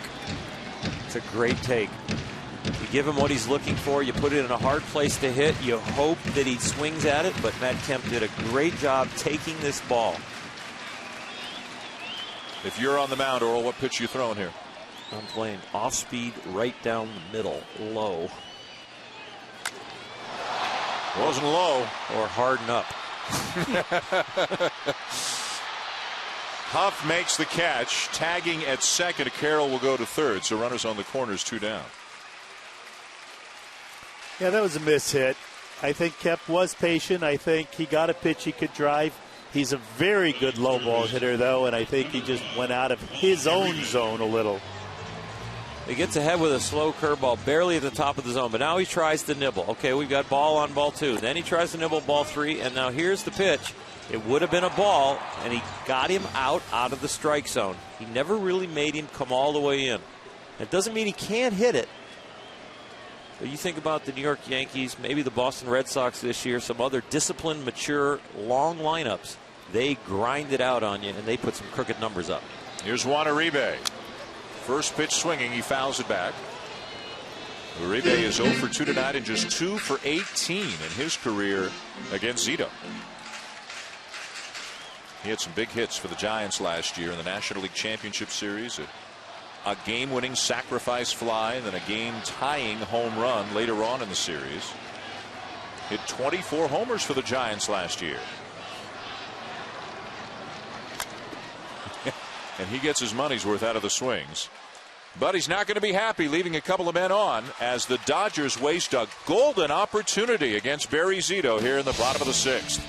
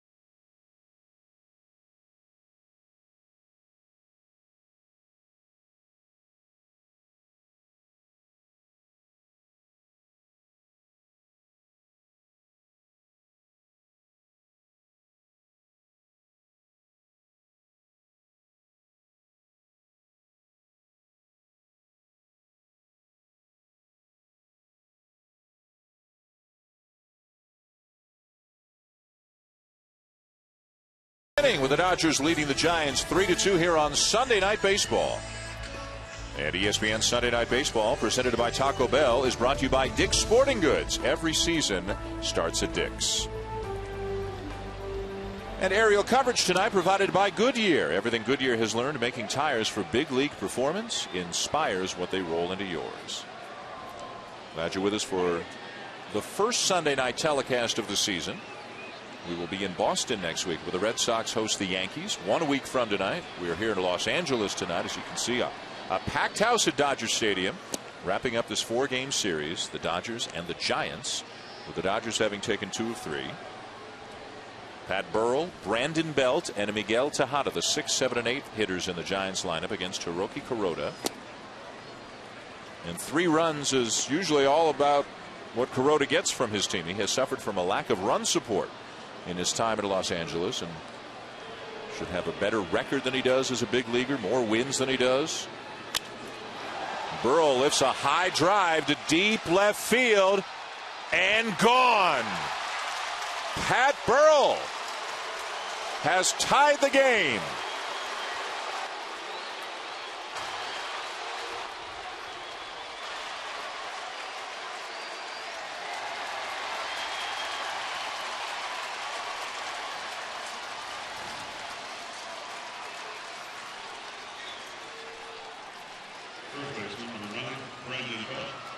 Little 2-0 slider. Maybe not that much bite. kind of just spins and stays there in the middle of the plate. You see that ball had depth, but it didn't have break to get to the outside, make him out front. Another upswing, Bobby. Hands above the ball, barrel drops, and he swings up and launches it out of here as he makes solid contact with that ball. Well, that's right. At Pat Burrell's sweet spot. That's right. Exactly where he likes the ball. Brandon Belt. Ground ball to second. And the rookie is 0 for 3.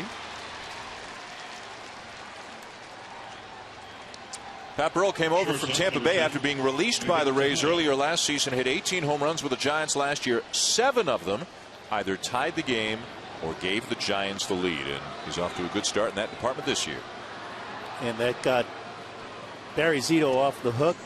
You won't see him going out there next inning. We'll get into a bullpen game. And Tejada will try to increase the chances of the Dodgers winning this game. I mean, the Giants winning this game. Pitch is inside to Miguel Tejada for ball 1. Activity in both pens right now. Matt Guerrier, formerly of the Minnesota Twins, signed a 3-year deal in the offseason as a free agent. He's up in the Dodger pen. And Mike Fontenot is on deck as a pinch hitter in Barry Zito's spot. And Tejada laces the ball into the left field corner. Thames giving chase. Tejada digging into second base with a double. Well, that was one of those two-seamers or a shoot-go that's on the inside part of the plate. Miguel Tejada is a professional hitter, knows how to keep his balance and get his hands in so that he can hit this ball and keep it fair. A lot of hitters see that pitch coming in and try to hit it out in front of the plate and will hit it foul. But if you properly get firm on the front side and get your hands toward your front hip, you can keep the ball fair, as Miguel did there for 2 bases, and we have a conference on the mound. And Oral Kuroda had retired 14 in a row when that little dribbler was hit toward Juan Uribe last inning. And since then, he's given up 5 hits to the last 7 batters he's faced. Well, you have to pitch around your defense sometimes and pick them up. And he just has not made the quality pitches. And the San Francisco hitters have really made some good swings. They haven't been terrible pitches. 2-0 slider to Burrell was just hanging right there in the middle of the plate, but it was decent. I mean, Burrell could have easily taken it, but you know what? He was aggressive and put a good swing on it. And right there, Tejada put a good swing on a fastball in the inner half. Pitching coach Rick Honeycutt to the mound. MLB.TV, baseball everywhere. Watch over 100 live out-of-market games per week online and on your favorite devices. Visit MLB.TV for details. The Giants have tied it here in the 7th inning on a home run by Pat Burrell. With 1 out, Miguel Tejada's at second base. Kuroda stays. Batting for Barry Zito is Mike Fontenot, left-hand hitting middle infielder. The go-ahead run at second with 1 out here in the 7th inning. Guerrier appears ready if needed in the Dodger pen. First pitch swinging. And a lazy fly ball to left field. Thames is there. 2 down. A big out for the Dodgers and a huge out for Kuroda. It's a conflict of interest for a starting pitcher with a man on second and first base open and your tie game. If you walk him, you probably know your manager's coming out to take you out. So you want to attack the hitter for yourself to stay in the game and try and get the win. But it might be the best thing to pitch the batter carefully and make quality pitches and possibly walk him. I think you'd rather go after Fontenot than Torres. Oh, though. for sure. Yeah. Now that might be. I just mean if the count would have exactly. if the count would have gotten to a point where it's like, you know, do I pitch around him?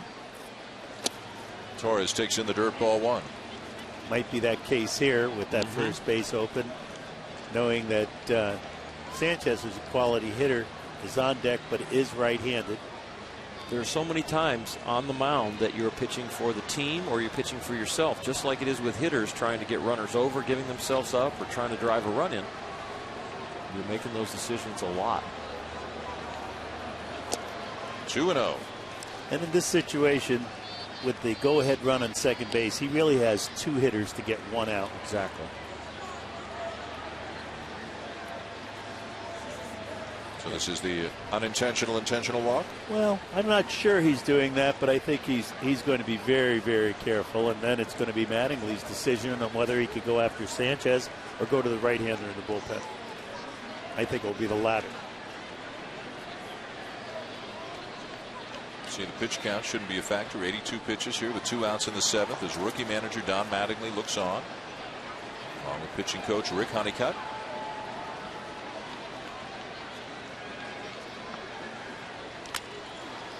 Out of play, 2 balls and a strike. Torres, a guy now 33 years of age, was never a regular in the majors until last year. And he had some kind of a season. 26 steals, 43 doubles, 16 homers. He started off the 2010 season as the 5th outfielder on the San Francisco Giants, and he wound up becoming one of their most important players. 5 different teams prior to the Giants, over 30 years old.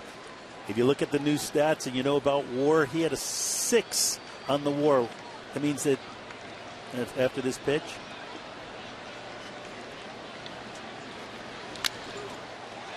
A pop-up in foul territory. Uribe makes the catch, and Torres can't get it done here. But Pat Burrell with a home run to lead off the 7th inning against Hiroki Kuroda. Got a 2-0 slider and crushed it. And the Giants, as we head into the 7th inning stretch here on Sunday Night Baseball, have tied the Dodgers at 3.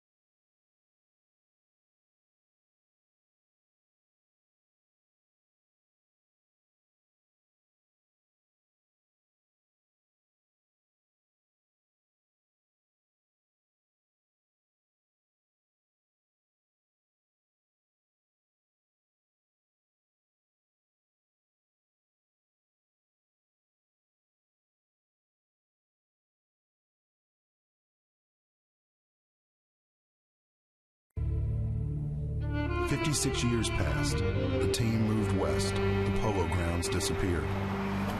There were flashes, but mostly heartbreak. Until last year. After the final out, Willie Mays slipped out of the room. He didn't want anyone to see him cry. 483 feet are a moment of privacy to remember the past. Distance means everything. And last season, finally, the San Francisco Giants brought a World Series championship to their new home. Not so new anymore, but what an incredible run it was as they beat the Braves, then the Phillies, and then the Texas Rangers in the World Series. The last out recorded by Brian Wilson. The Giants, World Series champions in 2010. We mentioned this on the Thursday night telecast. A lot of us at ESPN asked to pick our division winners and champions and so forth, award winners, and of the 45 of us on ESPN.com who submitted our predictions, only one person picked the San Francisco Giants to repeat as World Series champions, and his name is Buster Olney, with us here tonight. Well, that's only because MLB has such great parity, and we don't have repeat winners in the game of baseball. We share the wealth. Here's Dan Runsley. A left-hander on to face James Loney, and he starts him with a strike. The last team to repeat as World Series champions, the New York Yankees, 98, 99, 2000. The last National League team to repeat as World Series champions, the Cincinnati Reds, 1975 and 1976. And it was Tommy Lasorda who led his team to defeating the Big Red Machine in 77. 3-3 tie, bottom of the seventh. And Loney slashes it foul off to the left. In fact, only 3 teams in National League history have won back-to-back World Series championships. The Reds in the 70s, the Giants, the New York Giants in the early 20s, and believe it or not, the Chicago Cubs in 1907 and 1908. And it's been a while for the Cubs since then. Yes, just a little bit. Into left field, that's a base hit. Well, that spoiled that plan of lefty against lefty. James Looney getting a pitch up, getting a base hit to left field on the cutter that was up in the strike zone. Put a nice little swing on this. You see he gets to the highest point before he comes forward. He brings that leg down. He gets off the back foot. And it's a nice slow motion line drive in the left field. Nice job by James. It's a good hitter if when he lifted that leg. Barajas, it's a foul ball. Foul ball, says home plate umpire Adrian Johnson. It's an interesting call because the plate is in fair territory. It looked like Buster picked that ball up right on the plate. I might have missed it up here, 200 feet away. But I think James Loney, when he lifts his leg, he should lift his leg with his foot in front of his knee rather than underneath his knee. And then he'd be able to create that power that he's always wanted to have. Instead of having a drift in his swing, he'd be able to have a compact, firm turn as he gets firm with the front leg.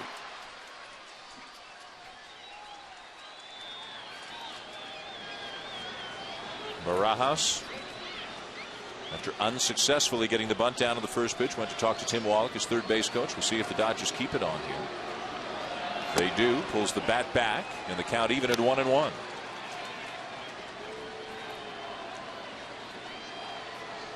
Loney aboard with a base hit. The go-ahead run at first. Nobody out at the bottom of the seventh. Tim Wallach again flashing the signs. Hong-Chi Kuo is now up in the Dodger pen, one of the game's elite left-handed relievers. 2-1. I tell you what, with this Giant defense, if you decide to pull the bat back and slash, you hit the ball and you pull the ball if you're Rod Barajas. Tejada breaking to second.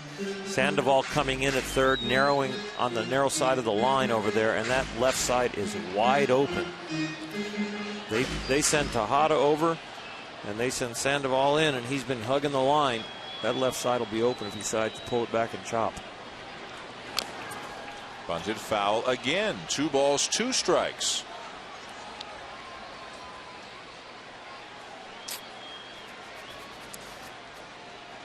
So now he's back in the count. The bunt will be taken off in this situation, and Don Mattingly has to make the decision if the count goes 3-2 whether or not to send a runner. He's trying like heck to get that runner over to second base.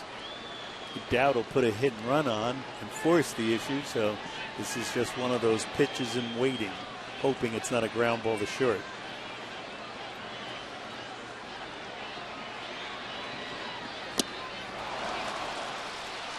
And Barajas cannot execute. Fails to bunt twice and then strikes out. Left fielder, number 33, Marcus Thames. Bruce Bochy's in his dugout talking with Dave Righetti about this situation. Of course, Thames hits left-handed pitching very well, but he's one man short in his bullpen. Nice pitch on the outside corner, coming back in. Thames is a power threat. Has hit about a home run every 16 at-bats in his career. And figures to get the platoon share of the at-bats. The at-bats against left-handed pitching out in left field. They've got Tony Gwynn Jr. and Xavier Paul, who both swing from the left side, who can play out there in the outfield. But when I said he was one man short, Earl, in a tie game on the road, you really have to play this a little differently than you would if you were leading on the road. You might have to get innings out of your bullpen down there, and you're short of Wilson's innings. Pretty well hit to right field. Huff on his way back. Off his glove. Loney around third, heading home. He'll score the go-ahead run. Into third is Thames. The Dodgers have the lead.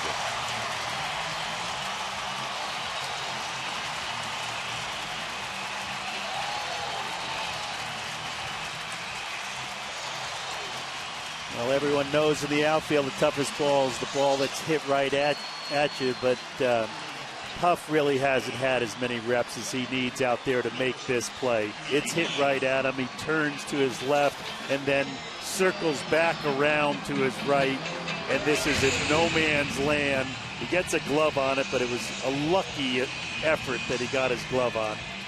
What you need to do is turn one way and one way only. Know where that ball is. Understand it's going to slice a little off the right-hander's bat, and you could catch this ball with your glove going toward the wall. Instead, he rotated around, tried to make the backhanded stab. No, that's not going to work. And being short one man in the bullpen, I think, forced that issue, keeping the left-hander in for Thames. Gwynn, the pinch runner at third. Miles, the pinch hitter for Kuroda. Squeeze. They Giants thought it. thinking the same thing. Yep. Absolutely. After the old triple, everyone's thinking squeeze before they know what's going on. Very good call by Bruce. Very good non-call by Mattingly. One out in the infield in for the Giants. The Dodgers have already retaken the lead.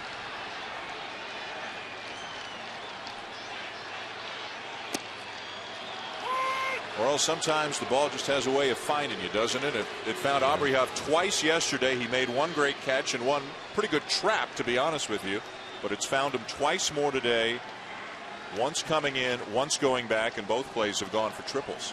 It's really exposed the fact that Aubrey Huff is an average Major League outfielder, and the fact that he's had some borderline plays that have made him look good or fallen in. I think the ones that he's made look great and good are just still routine. I think he's going to have an adjustment period out there. He's a gamer. He's a team guy.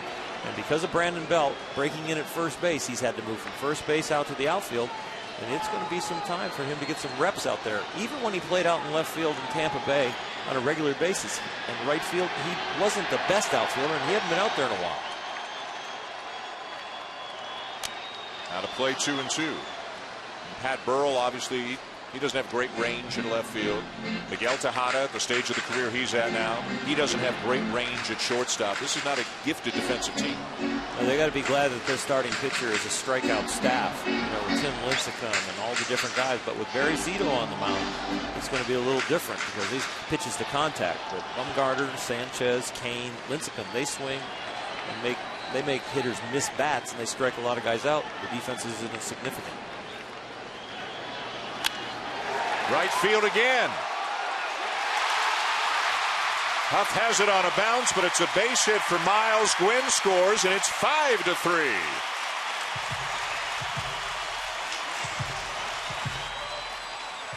Oral, I think you were being kind by saying Huff is an average defensive outfielder. I haven't seen much of him, but if he's played left field, it's different in right field. Yep.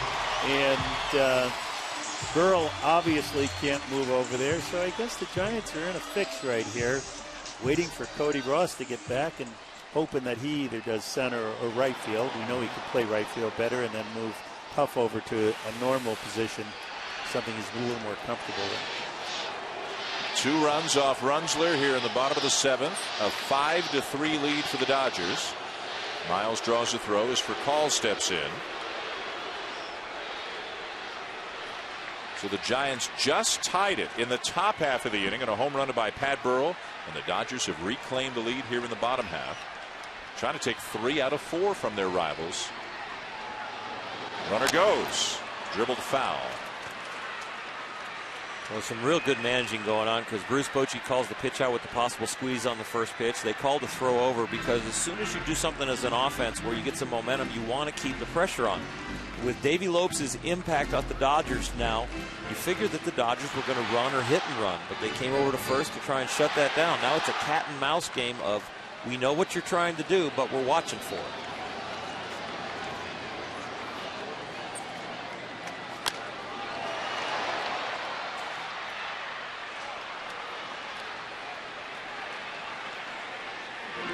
The Dodgers, so far, and the season is young, looking like a much more aggressive team. And again, the Davey Lopes effect, the coach coming over from the Phillies, who did so much base running and so much good base running over the last few years. Lopes not with the team, denied away for a few days because of a death in the family, but you can see the impact that he was credited with as a coach in Philadelphia.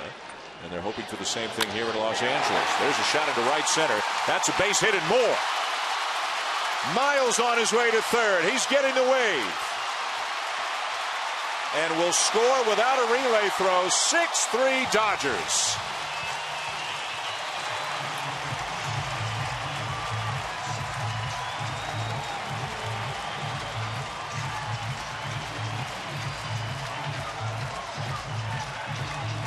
That's a real interesting at bat there where the first pitch is a hit and run and the pitch is low and away. Furcal does a heck of a job of getting his bat on the ball. And he gets a fastball away, fouls it back. And then a strike on 0-2 is driven into right center field. Runzler out. Romo on his way in. 3 runs and counting for the Dodgers here in the bottom of the 7th.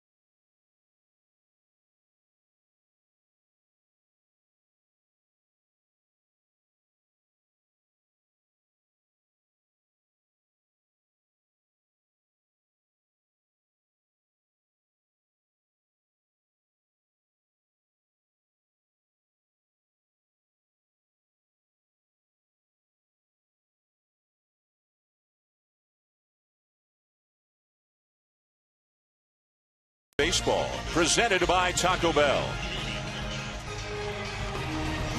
Beautiful night at Dodger Stadium and some absolutely magnificent shots coming our way and your way tonight from the Goodyear blimp. Aerial coverage provided by Goodyear. Everything Goodyear has learned making tires for big league performance inspires what they roll into yours. That's pretty. Dan Schulman to Bobby Valentine. Oral Hershiser back with you at Dodger Stadium. Sunday Night Baseball on ESPN. 6-3 Dodgers all of a sudden. Here's right-hander Sergio Romo. And he's really got that beard working here in the early stages of this season. If ZZ Top. Well, if imitation is the sincerest form of flattery, Brian Wilson has a fan. I mean, Romo had it going last year, but they've both taken it up a notch here to start the 2011 season. The batter is Jamie Carroll. 3 runs in the inning for the Dodgers. And Hiroki Kuroda back in line to get a win if the Dodger bullpen can finish it off. Carroll with kind of a soft liner to right. Aubrey Huff came charging in the first inning. It got by him for an RBI triple. He has since grounded out and walked. For Call to lead off second. And the 1-0 up high. Ball 2.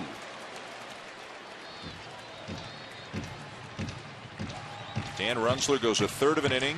He's given up 3 runs on 4 hits. He's responsible for Furcal. And it won't get any easier for Romo. After Carroll, it's Ethier and then Kemp.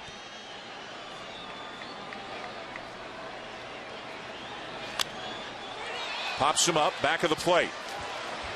Posey looking for a play, won't have one. 10 years ago he'd have had one, but they've extended the seating and cut into foul territory here. This is why you don't see as many complete games in the big leagues. The first 6 to 10 rows in all stadiums used to be outs. Now they're strikes.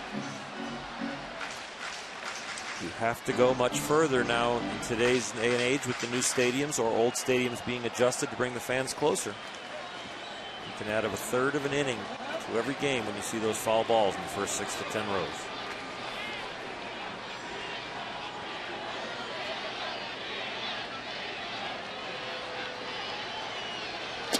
Breaking ball, a strike, 2-2. So you think it's easier to pitch in Oakland? Well, they're going to bring the seats in there, I'm sure, someday. But that's one of the few cavernous places with square footage of foul territory still there. You can see how it cuts in there from the blimp shot where Dodger Stadium used to be a good 40 feet deeper around the edges. Yeah, the catcher used to need a relay man to throw the ball on a pass ball to home plate. He actually had plays for that. When you had a pop-up behind home plate at Dodger Stadium or Oakland or some of the places, you brought a cutoff man into the middle of the field, especially in a first and third situation, and then you get a pop-up behind home plate. You've got to get the ball back to the middle of the field because if the catcher threw the ball all the way to second base, their runner from third was going to score.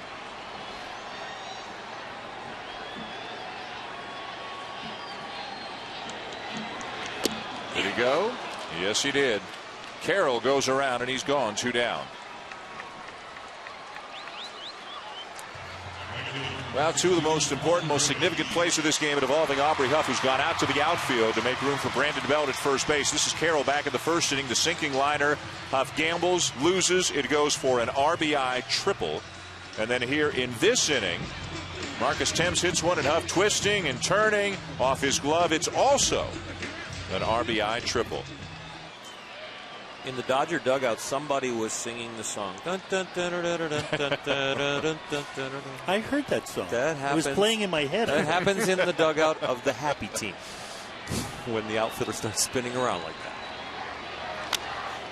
Pulled foul. Now, Aubrey Huff, when he found out Brandon Belt was going to make the team, he went up to him and he said, hey, kiddo, congratulations. And Belt was very emotional, kind of tearing up a little bit that he made the majors. And Huff said to him, why are you crying? I'm the one who has to go out and play the outfield, and I'm 34 years old.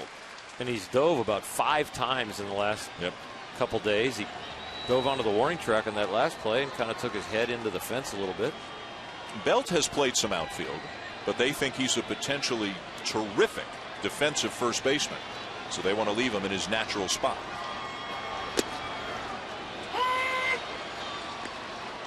I think Belt might be a better outfielder, and I know he's a better first baseman, and what they're thinking is that they're going to improve their infield defense with him at first and hope that the outfield defense doesn't tear the team apart.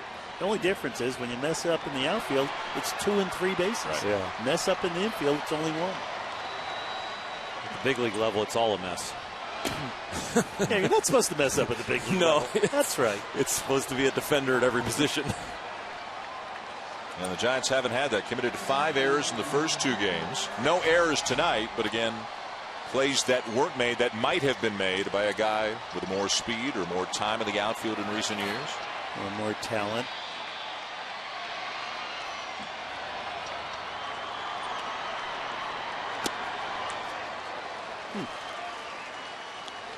But you do, Bobby, you would say, I mean, I'd put him in left field and hope.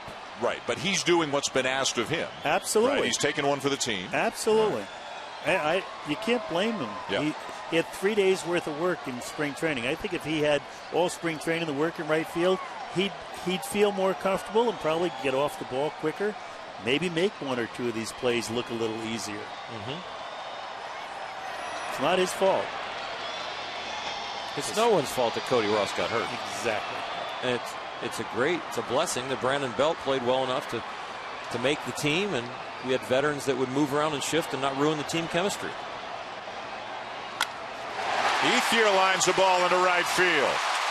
Vercal will come in to score, and it is 7-3. Now a 4-run inning for the Dodgers.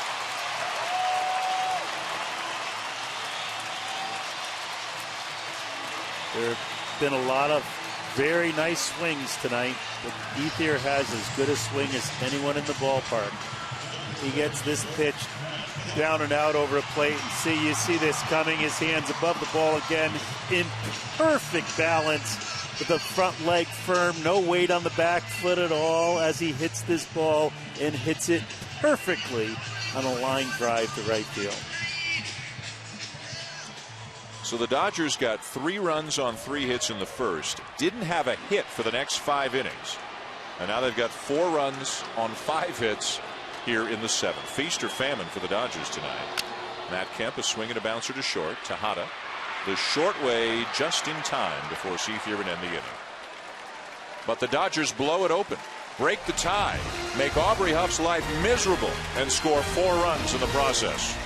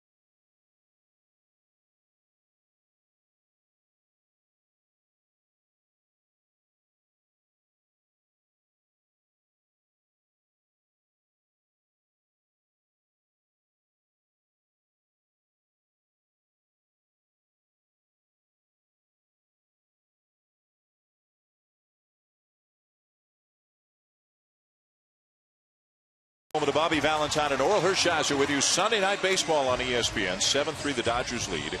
Tony Gwynn Jr., who came on as a pinch runner, stays in the game in left field. And the new pitcher for the Dodgers is Hong-Chi Kuo. 4 elbow surgeries in his career, 2 of them Tommy John.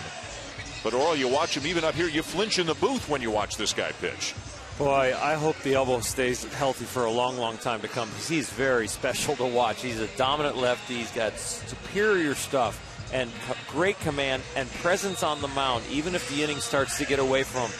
The other night we saw him pitch an opening day, and it looked like he didn't really have it, but he found it in a hurry, stabilized himself and the inning, and got out of it with a 0. This ball moves so much, it's hard to throw it over the middle of the plate, that's for sure. Here's Freddie Sanchez, and he takes inside ball 1 as we begin the 8th inning. Sanchez, Aubrey Huff, Buster Posey due up for the Giants.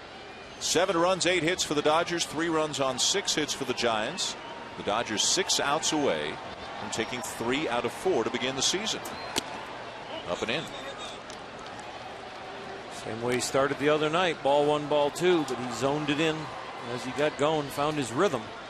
A lot of adrenaline early on here. Remember, spring training, relievers only throw about 6 or 7 innings of competitive ball.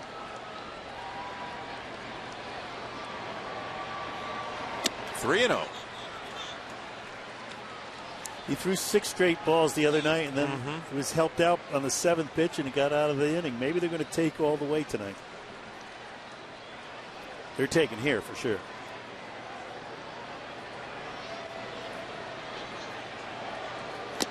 And a strike, 3-1. Sanchez a sacrifice, a ground out, and a base hit and a run scored tonight. Former National League batting champion as he faces Quo. Back in 2006, Sanchez won the batting title while a member of the Pittsburgh Pirates. Now to play in a full count. I started my big league career coming out of the bullpen and then got a chance to get in the rotation. And then when I was in the rotation, there were some opportunities to come out of the bullpen at times. And I'll tell you what, there is nothing like the adrenaline rush of warming up in a bullpen and coming out into a situation or in an inning and feeling that jolt to your body and then controlling it when you get onto the mound. More so than in the first inning as a starter? Yeah, in the first inning as a starter, you have this mentality that you're starting a marathon. And you don't want to start it out poorly, but you don't want to start it out at the top of your game. You ease into it, you get a rhythm, and you establish yourself. You maybe establish a pitch that you can work from where your core is.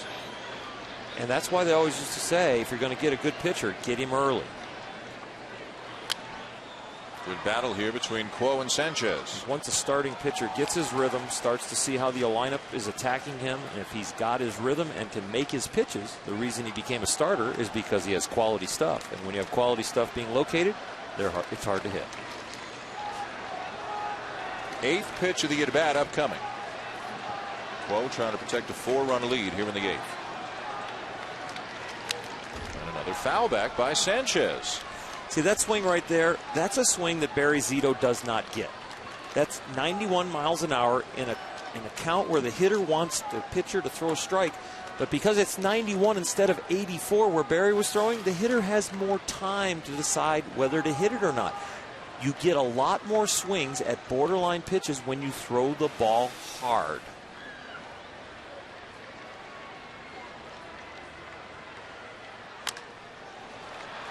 Right field. Ethier. 1 down. And Earl, when you talk about swings, you know, all good swings have the same components. When we saw that home run earlier, here's a frame-by-frame look at Sandoval. He doesn't go forward until his leg reaches its highest point. Then as his front foot hits, you see he starts to turn, and you see the barrel of the bat below his hands as it's coming forward so that it can come up to get this high pitch and drive it out of the park. No weight on his back foot, all weight on his front foot that's firm. Off to a great start here this season to Pablo Sandoval. Aubrey Huff is the batter now with a 1 out in the 8th inning. And Dan, we saw Ethier with that beautiful swing on a base hit to right field. He did the exact same thing as Sandoval did because all good swings have the same components. Now, a lot of people feel that a left-handed swing is a prettier thing than a right-handed swing. Is that true? Do you feel that way? No. No? It's the exact same swing. Just that left-handers do look better because they're falling towards first, I guess. Huff pops one up. Could be trouble. And it will drop for a hit, and Huff is going to make it into second base. So it'll bloop down the left field line, goes for a double for Aubrey Huff.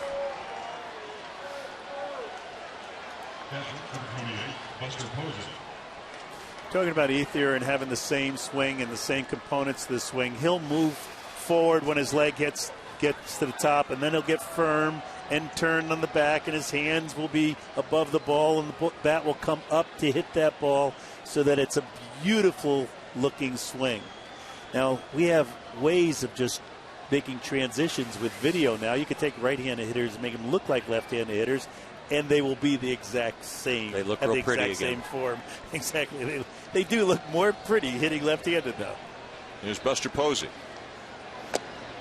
Now, as a right-handed hitter, this guy's swing is a work of art. It's not quite a left-handed hitter, pretty, but but for a righty.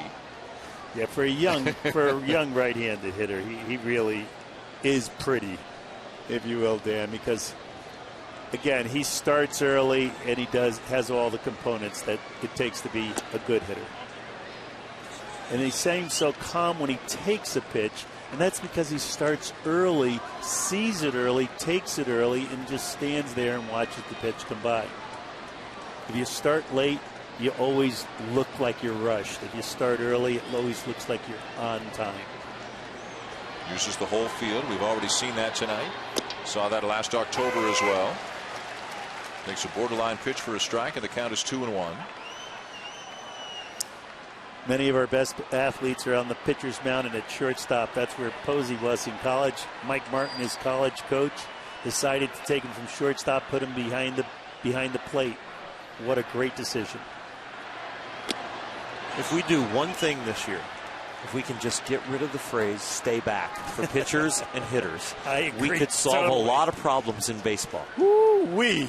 I'd love to get that vernacular out of there. Stay back. You say hitters are on time and not late as long as they start early. And there are a lot of coaches out there going, what is that? And pitchers are told so many times when they're throwing balls and have bad rhythm, oh, stay back, keep your balance.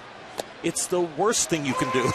Well, Jose Batista has proven that as well as anybody in the world. He said he made one change last year, and that's he decided to start earlier. Don Mattingly, as I was speaking with him yesterday, the only thing he was talking about, a great hitter and a great hitting coach, was starting early enough so that you can complete your entire swing or your entire take. 3-2. And Posey draws the walk. Activity now in the Dodger pen. Right-hander Mike McDougall is up. Bounced around, came up to Kansas City some years ago, was an all-star as a rookie with 27 saves. And he can still bring it. And Don Mattingly looks, Rick Honeycutt, excuse me, on his way out to the mound. The pitching coach on his way out to the mound to talk to Quo with the switch hitter, Pablo Sandoval, coming up to the plate. ESPN Sunday Night Baseball is presented by Taco Bell. Think outside the bun. And in part by State Farm. State Farm agents are there when you need them. Find an agent or get a quote at statefarm.com. And by Mercedes-Benz, located on the web at mbusa.com. With Oral Hershiser, Bobby Valentine, Buster Olney, Wendy Nix. Baseball Tonight gang as well. We're here at Dodger Stadium. A great place to start our Sunday night telecast this year, but a great rivalry. The Dodgers and Giants, who of course have been battling for well over a century on two coasts. The Dodgers trying to make it 3 out of 4 here in this season opening series. And we're just getting rolling here to start the 2011 Major League Baseball season. There's Pablo Sandoval. Swing of the bat could make this game awfully interesting. The Dodgers just got 4 in the bottom of the 7th. But Quo has 2 men on with just 1 out and facing a dangerous hitter in Sandoval, who takes a little bit of low ball 1.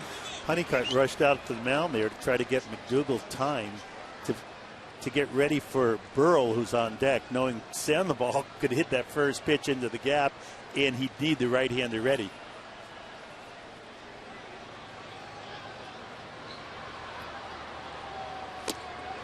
Big swing and a miss by Sandoval. Almost comes out of his shoes, and it's 1-1.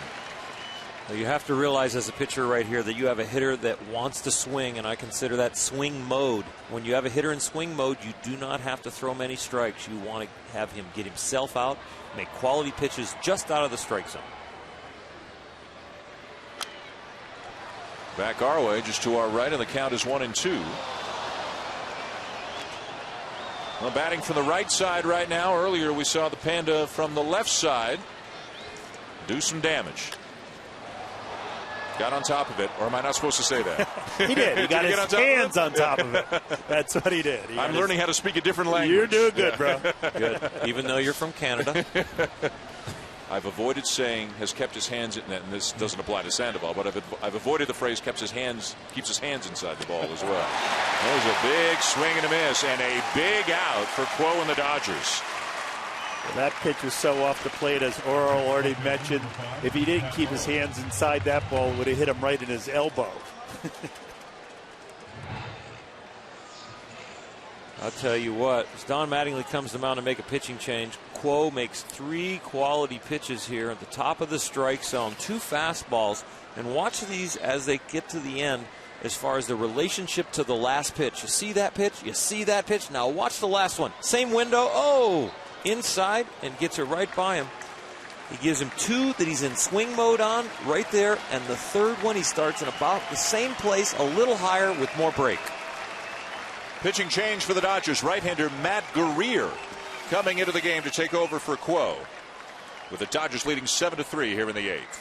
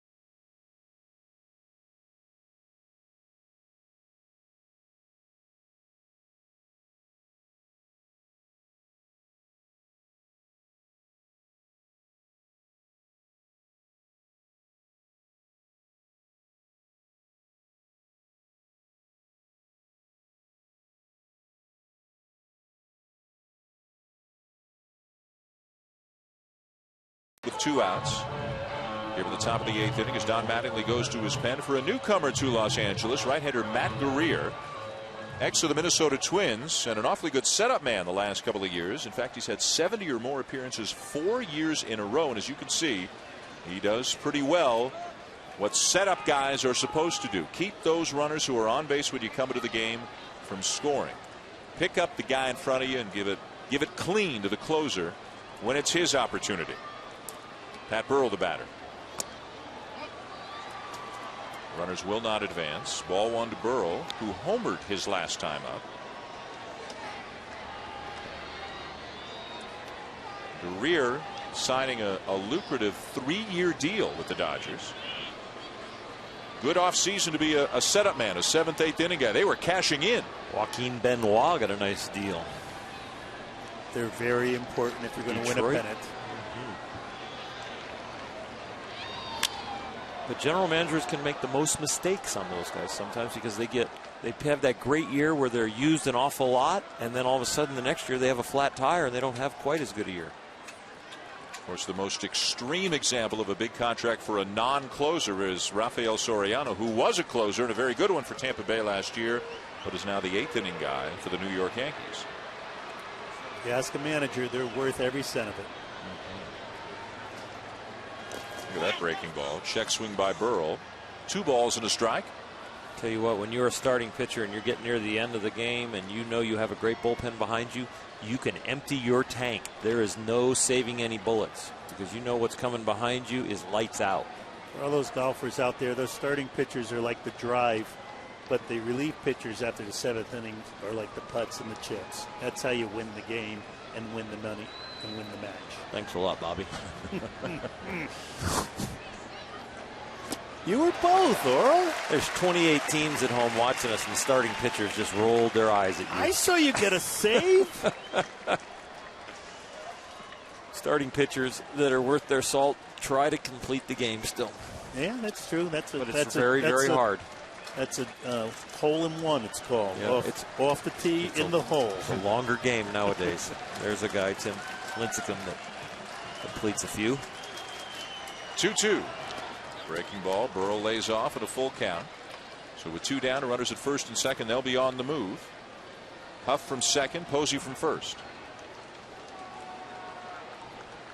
It's where the catcher usually comes out in front of home plate and points over to first base. All the infielders say, I'm going to first base with the ball. Everybody can hold their position and not worry about covering third or second. Just in case they didn't see the scoreboard or forgot to count. Yep. Those catchers are so friendly. Boy, Burrow took some good pitches. Draws the walk, loads the bases, brings the tying run to the plate. Brandon Belt is going to be the batter, the rookie first baseman, celebrating his first few days in the big leagues, and he's had a good first few days in the big leagues. Got an infield hit in his first at bat.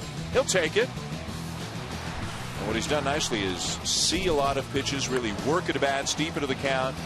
And he also turned on one, a 3-run homer to straightaway center field. Hard to do here at Dodger Stadium. He likes the ball out over the plate. You have to get him out in off the plate. Guerrero keeps bouncing in that breaking ball.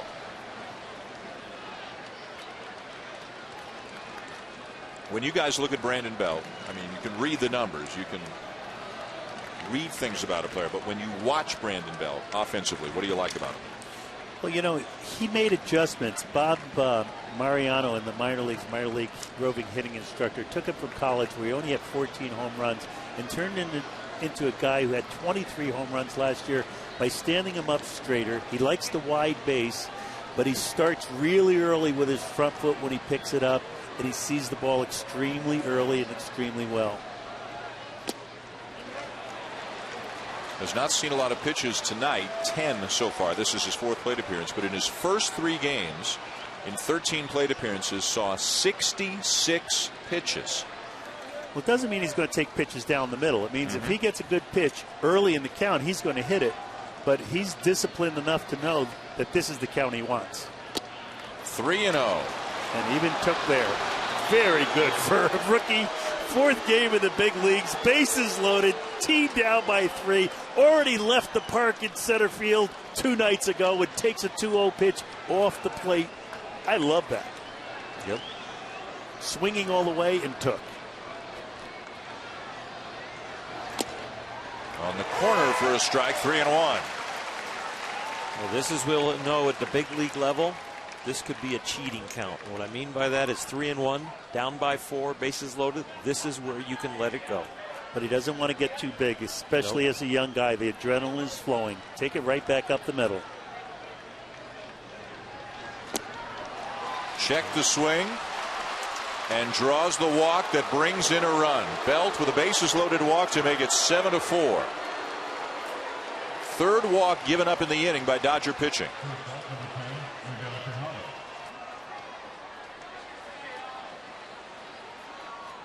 I said they're worth their weight in gold. They're also worth their weight in agita. That means they really turn your stomach when you bring him in to get the right-hander hitter out, and he walks him, and then with the bases loaded and the tying run up, there's another walk. That makes the Pepto-Bismol call. Oh, please, you can't walk him. Make him put the ball in play. Here's Miguel Tejada. Luckily, you can't walk this guy down. No, he'll try to put it in play. Swings at an ankle-high pitch and pops it up in foul territory for Loney to end the inning.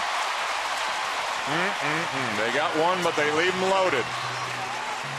To the bottom of the 8th here in Los Angeles, the Dodgers leading 7-4.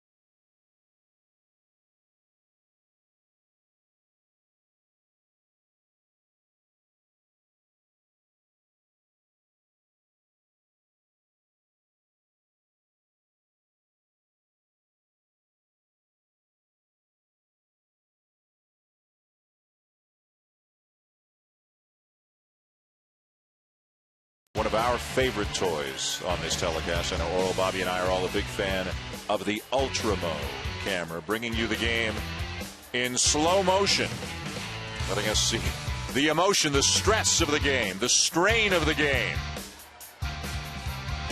the intensity of the game. That's one of the best things we got in the Sunday night toy box, don't you think, guys? Love those angles. The guys in the truck do such a fabulous job of bringing that to our viewers. We kind of got a TV 101 lesson yesterday, seeing some of the toys and how they work. 7-4, the Dodgers lead the Giants as we go to the bottom of the 8th inning here in L.A. And Guillermo Mota is on. 1-3 with a 4.33 ERA a year ago for the Giants. A former Dodger 2 different times, back from 2002 to 2004. And then again in 2009. Juan Uribe takes a strike. Not a phrase often heard on a major league telecast. But he did it. And I'm sure Miguel Tejada's wishing he had done it at the end of the top of the 8th inning. Unbelievable that he swung at that pitch. 3 walks that set the table, a walk and RBI. The rookie shows him up. It's not the fact that he swung at a fastball. It's the fact that it was ankle high.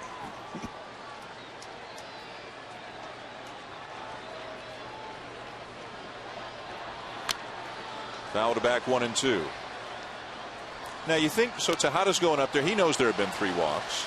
But has he just got that RBI adrenaline going? The bases are loaded? Well, I think that he realized that the pitcher who was standing on the mound only walked 2 guys in a row. Now, if he had walked all 3 of them, then maybe he would have taken it. But he only walked 2 guys ahead of him. Bobby said with tongue firmly planted in cheek. Yeah. Oh, boy. Remember when you got on me about Huff being nice on? I think you're being nice. No, it was a ridiculous approach.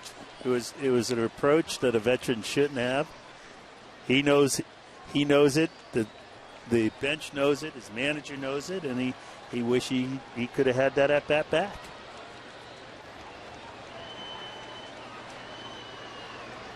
The 2-2. Up the middle and through, a base hit for Uribe.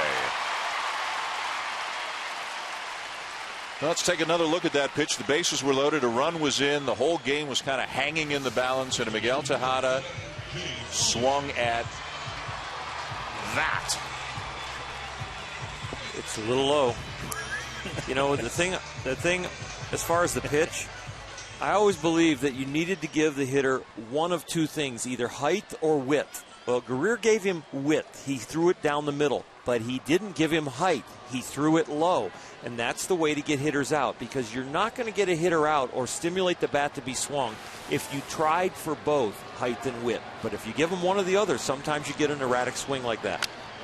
Well, you know, Earl, after watching those 2 previous at-bats, I don't think Greer actually knew where that ball was going. But maybe he did.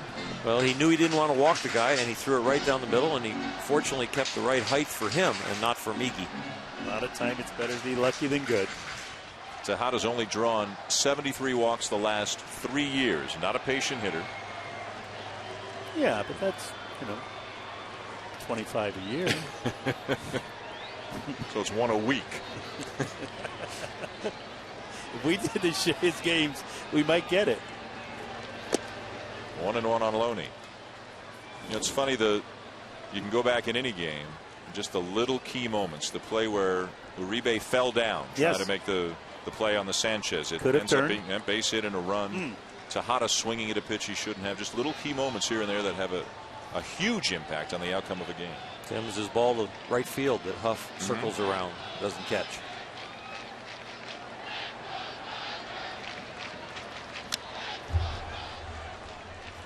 Loney tonight, pop up, fly ball, and he singled and scored.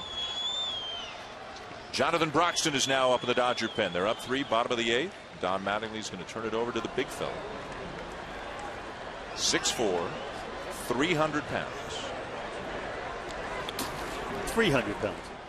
He's listed at 300. Last year they listed him at 290. Oh. This year and I assume he was 300, but they're listing him at 300 this year. He was eating the stuff that Pablo wasn't eating. No, 10 pounds of muscle. He's 300 pounds. Yeah. They've got Mike McDougal, who we saw earlier. He's unbelievable. He's 6'4". Broxton's 6'4". They locker next to each other. Yeah. McDougal's 175 and Broxton's 300. He's a big man. Yeah. That's a wide body. Yeah. Woo! It's an iPhone portrait. He's already got a couple of saves this year, Thursday and Friday. If I can get a picture of that next time we're here, I'm tweeting it. Save situation if the Dodgers don't score a run here in the bottom of the 8th inning. Left field. And right at Burrow. Uribe back to first. Well, Broxton, I mean, he's had a tremendous amount of success as closer with the Dodgers, but in the second half of last year, it kind of all fell apart for him, as you can see. Look at 25 earned runs in 29 2/3 innings from June 26th on. We're not talking about a small sample size, and actually lost the closer's job for part of the end of last season. But he comes into this year, and Don Mattingly was emphatic with us when we talked to him on Thursday about this. He comes into this year as the undisputed closer of the LA Dodgers. And opening day, there might have been a few fans who were disagreeing with that idea. Had a mixed reaction when the Dodgers were introduced. Barajas, the batter. I think he's very talented, though, and if he gets 3 out of 4 of the first 4 games against the defending world champions, he might be able to put that last season behind him and get on a roll that will be hard to let that big man, be hard to get him off of it. Yeah. Like a snowball rolling down the side of a snow-covered hill. It'll be growing. Dan, do you know this about our new partner?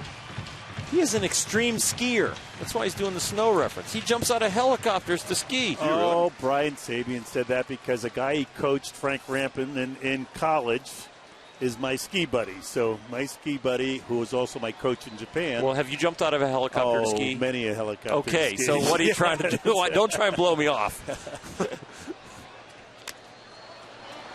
Well, I guess it's a fact. Well, when we were talking earlier today about Matt Holliday and the appendectomy that he had and how long he's going to be out. And all 3 of us have had appendectomies. Well, there's a team. There's a team I want to join. And I only had mine so they'd accept me in the team. And you said you were skiing the third day. The third day after the appendectomy. Yeah, he was. I had mine a week before the '88 spring training started. Well, it was a little thing, It's just a little tiny thing that it's gets just infected. a little. They go in and take it out, sew it up. I took a little more time to recover from mine than you two. What were you doing physically that you had to wait? Yeah, not much. You had like a long rehab. Click. Well, Matt's not on a two-week disabled list, so they expect him to recover in a hurry. A balk called, meanwhile, sending the runner to second base.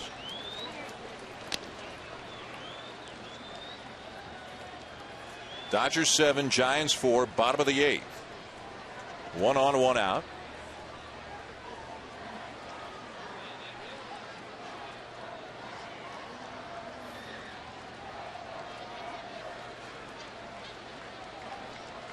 Barajas 0 for 3, a couple of strikeouts.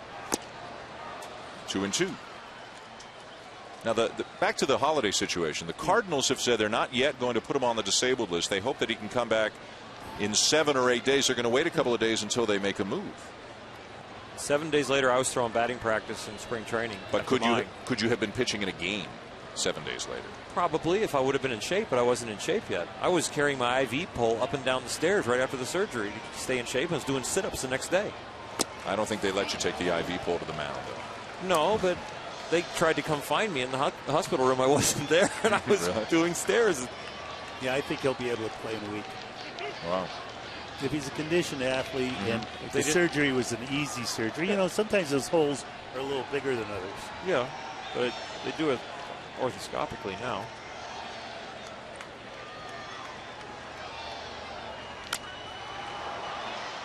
In the air to shallow left center, backpedaling the shortstop Tejada for out number 2. Let's go down to Buster Olney with more on Matt Holliday. Hey, guys, I talked to John Mozeliak, the Cardinals general manager, and they think there's a good chance that Matt Holliday is going to come back from the disabled list they wouldn't have to put him on the disabled list. They think he's going to recover quickly from this. They're going to check him in the next couple days. If he's made progress, they're going to hold off on the disabled list assignment. Think about the end of last year. Andres Torres, of course, came back 11 days after he had an appendectomy. All right, we'll keep track of that situation. The Cardinals figure a week of holiday is better than a couple of weeks of somebody else. Mota is out. A pitching change here for the Giants as Lopez is on his way into the game, but the Dodgers leading by 3 and threatening to add to it here in the bottom of the 8th.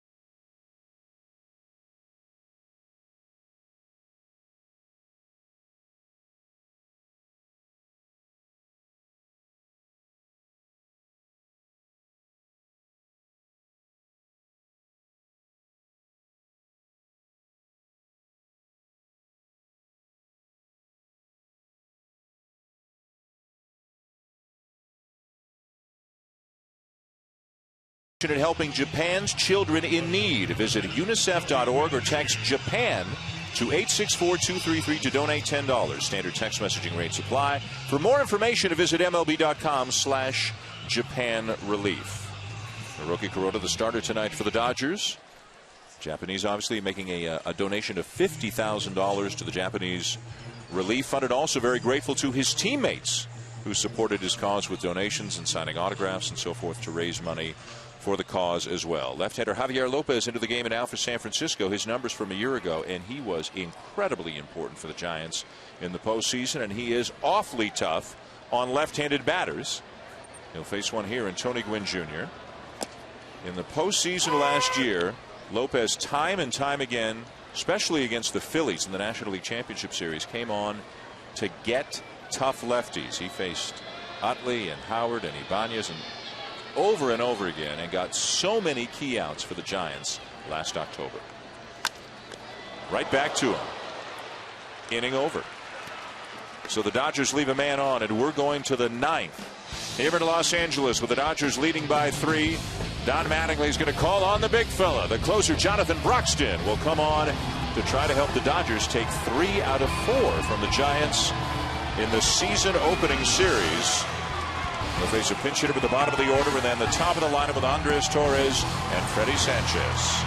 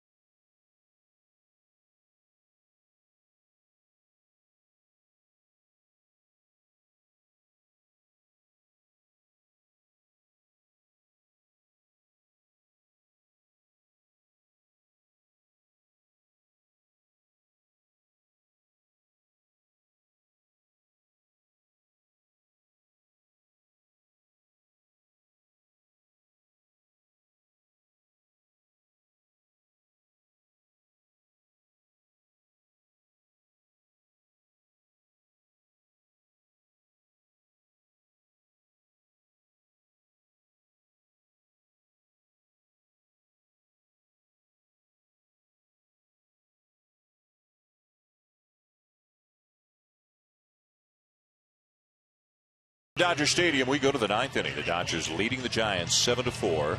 Trying to make it 3 out of 4 over the Giants here to open the season. Jonathan Broxton, 2-time All-Star. 2 saves so far this season. Struggled mightily, as we showed you in the second half of last season. Gave up the home run ball, blew a lot of saves, lost his job, but he is the closer for the Dodgers at the outset of this season.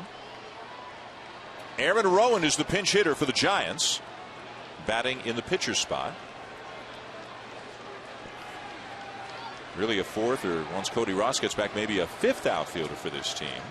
Making $12 million a year this year and next, but has seen his playing time really dwindle to almost nothing at this point. Just the occasional spot start against a lefty.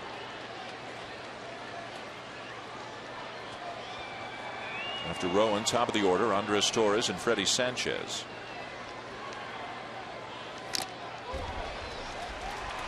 You guys were talking in a different context as you see Torres in the on-deck circle about the phrase "stay back," and you don't like the phrase "stay back." Aaron Rowan looks like he's about to fall back in his stance as he sets up. Yeah, he has a really weird stance. Yeah. Only he knows why he stands that way. But once he gets his whole body moving, he leans forward, he lifts his leg, and he gets into a standing position. 1-2. But it's not an athletic stance that he has. Everyone wants to be in an athletic position, and everyone knows that's with your butt out just a little bit, your knees bent and leaning forward so that your weight's over your belly button. Well, he gets there right before he goes to swing. It's just why he doesn't start there, only he knows.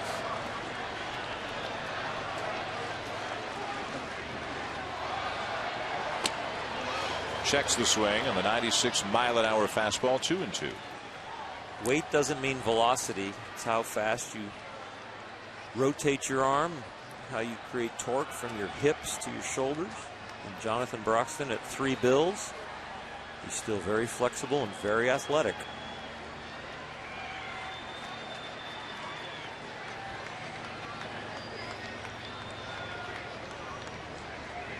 And the pitch goes to the slider, and Rowan lifts a high fly ball to deep left field, and it's going to make it a 2-run game.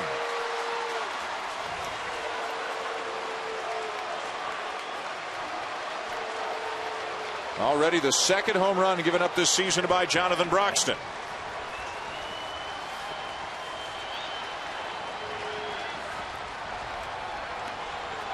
Well, that's one of those situations that has to have you wondering. He's so late on the fastball that he's not getting his stuff together and not getting a swing at all.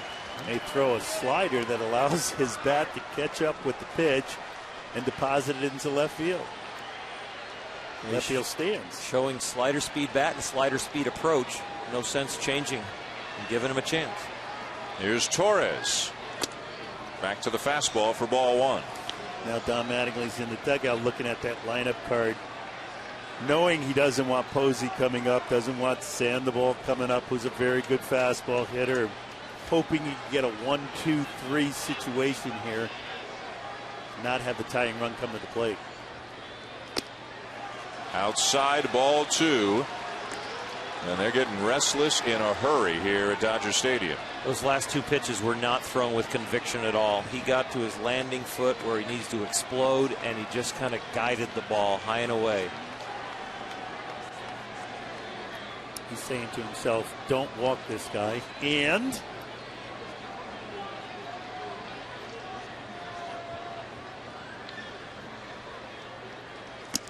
the brain doesn't pick up the don't. I don't think the brain picks up the don't. Usually it just says walk this guy. You know, and he's trying to. You can't pitch to try and miss bats. Throw good stuff over the plate. The hitters will miss it.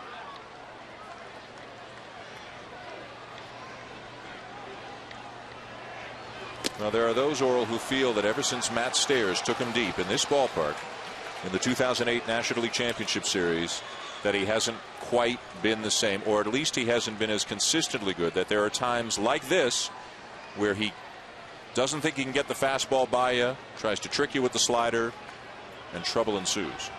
Might have been the same sound. Aaron Rowan's hit might have been the same sound that Matt Stairs had. Recurring nightmares.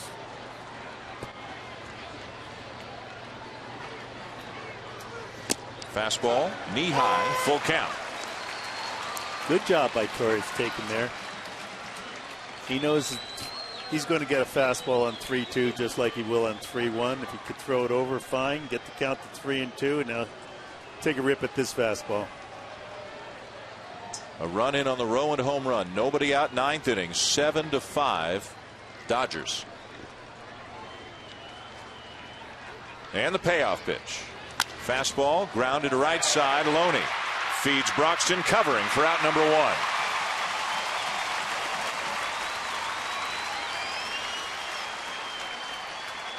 Well, we saw him throw a fastball up that Rowan was very late on, and then he throws a slider here that's 88 miles an hour, which is right in his bat speed zone. Very good swing. And listen to this sound.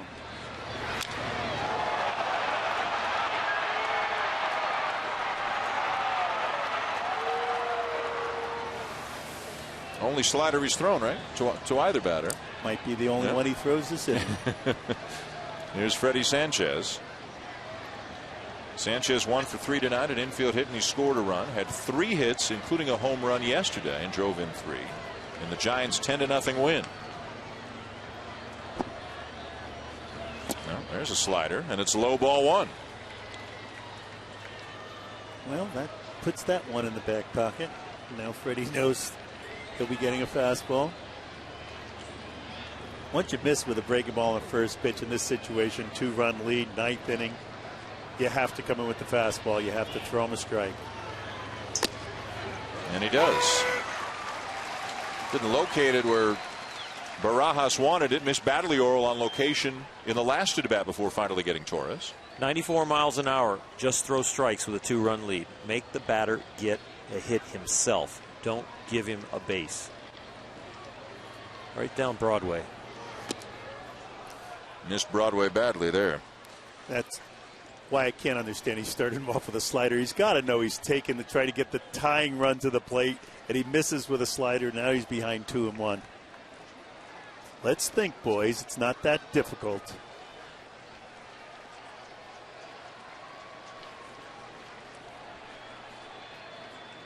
He's falling behind in the count.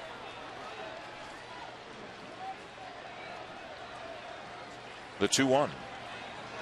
Fastball right down the middle and lined into right field, a base hit. Now, of course, we saw some misplays in right field. A few runs put up on the board. The batter right now wants to make amends for all that. As this fastball came in on a 2-1 count, Freddie's not missing this pitch, Earl. He's got many hits on this 95-mile-an-hour fastball right down the middle. Bing. Big league hitters can time a bullet. Location is key. But the thing I said is you got to go after him with strikes. So at least Freddie Sanchez had to execute. Jonathan Broxton cannot execute on a level of throwing it near the corner right now. He's got to just work on control, not command, and hope the hitters get themselves out. And now the tying run is at the plate with a 1 out of the 9th inning. Aubrey Huff, left-handed batter with power, 2 for 4 tonight. Grounded back to the mound, knocked down by Broxton. Runner was going. They'll take the out at first. 2 down. That's always a risky proposition when you're 2 runs down. They were playing behind the runner, and Bruce Bochy sent him. A line drive means the game's over, and Buster Posey doesn't get a shot, and Aubrey Huff doesn't get a shot. But he was betting on the ball not being hit on a line right at an infielder, and now the man's on second. And his 4th place hitter has a chance to tie this game. And now the Dodger fans are rallying in support of Broxton with their team an out away from taking 3 out of 4 from the Giants. Posey 1 for 3. He's also walked. A run in on the home run by Rowan. It's 7-5. Giants batting in the 9th. Down and in, ball 1. If he loses Posey, Pablo Sandoval is on deck. He's already homered tonight. He represents the go-ahead run. Panda would love a shot at Broxton.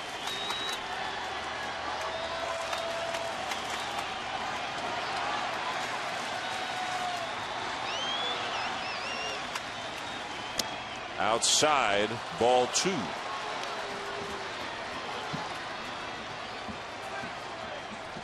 Calm on the outside.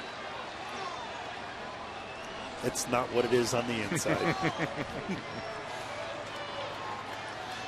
See the pitch counts for Broxton, who's worked in 3 of the 4 games. Got the save Thursday despite giving up a home run. Got the save Friday. Didn't pitch yesterday.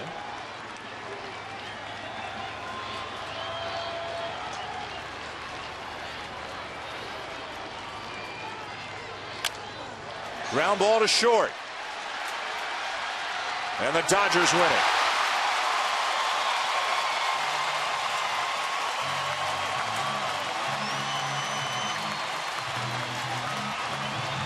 It wasn't the prettiest of saves, but Jonathan Broxton gets it done. And Rafael Furcal and the Dodgers take 3 out of 4 from the Giants. Tonight's Chevrolet player of the game is Furcal. 2 hits. 2 runs scored, an RBI, igniting the offense in a couple of different innings for the Los Angeles Dodgers, who really needed it as they beat the Giants 7-5, and the Dodgers take 3 out of 4. Both teams will have the day off tomorrow and then head out on the road. Next on ESPN, it is SportsCenter. This has been a presentation of ESPN, the worldwide leader in sports. For Oral Hershiser, Bobby Valentine, Wendy Nix, Buster Olney, and our entire crew, I'm Dan Schulman saying thanks for watching. And so long from Dodger Stadium on our first Sunday night game of the year. The Dodgers beat the Giants 7-5 and take 3 out of 4. SportsCenter is next.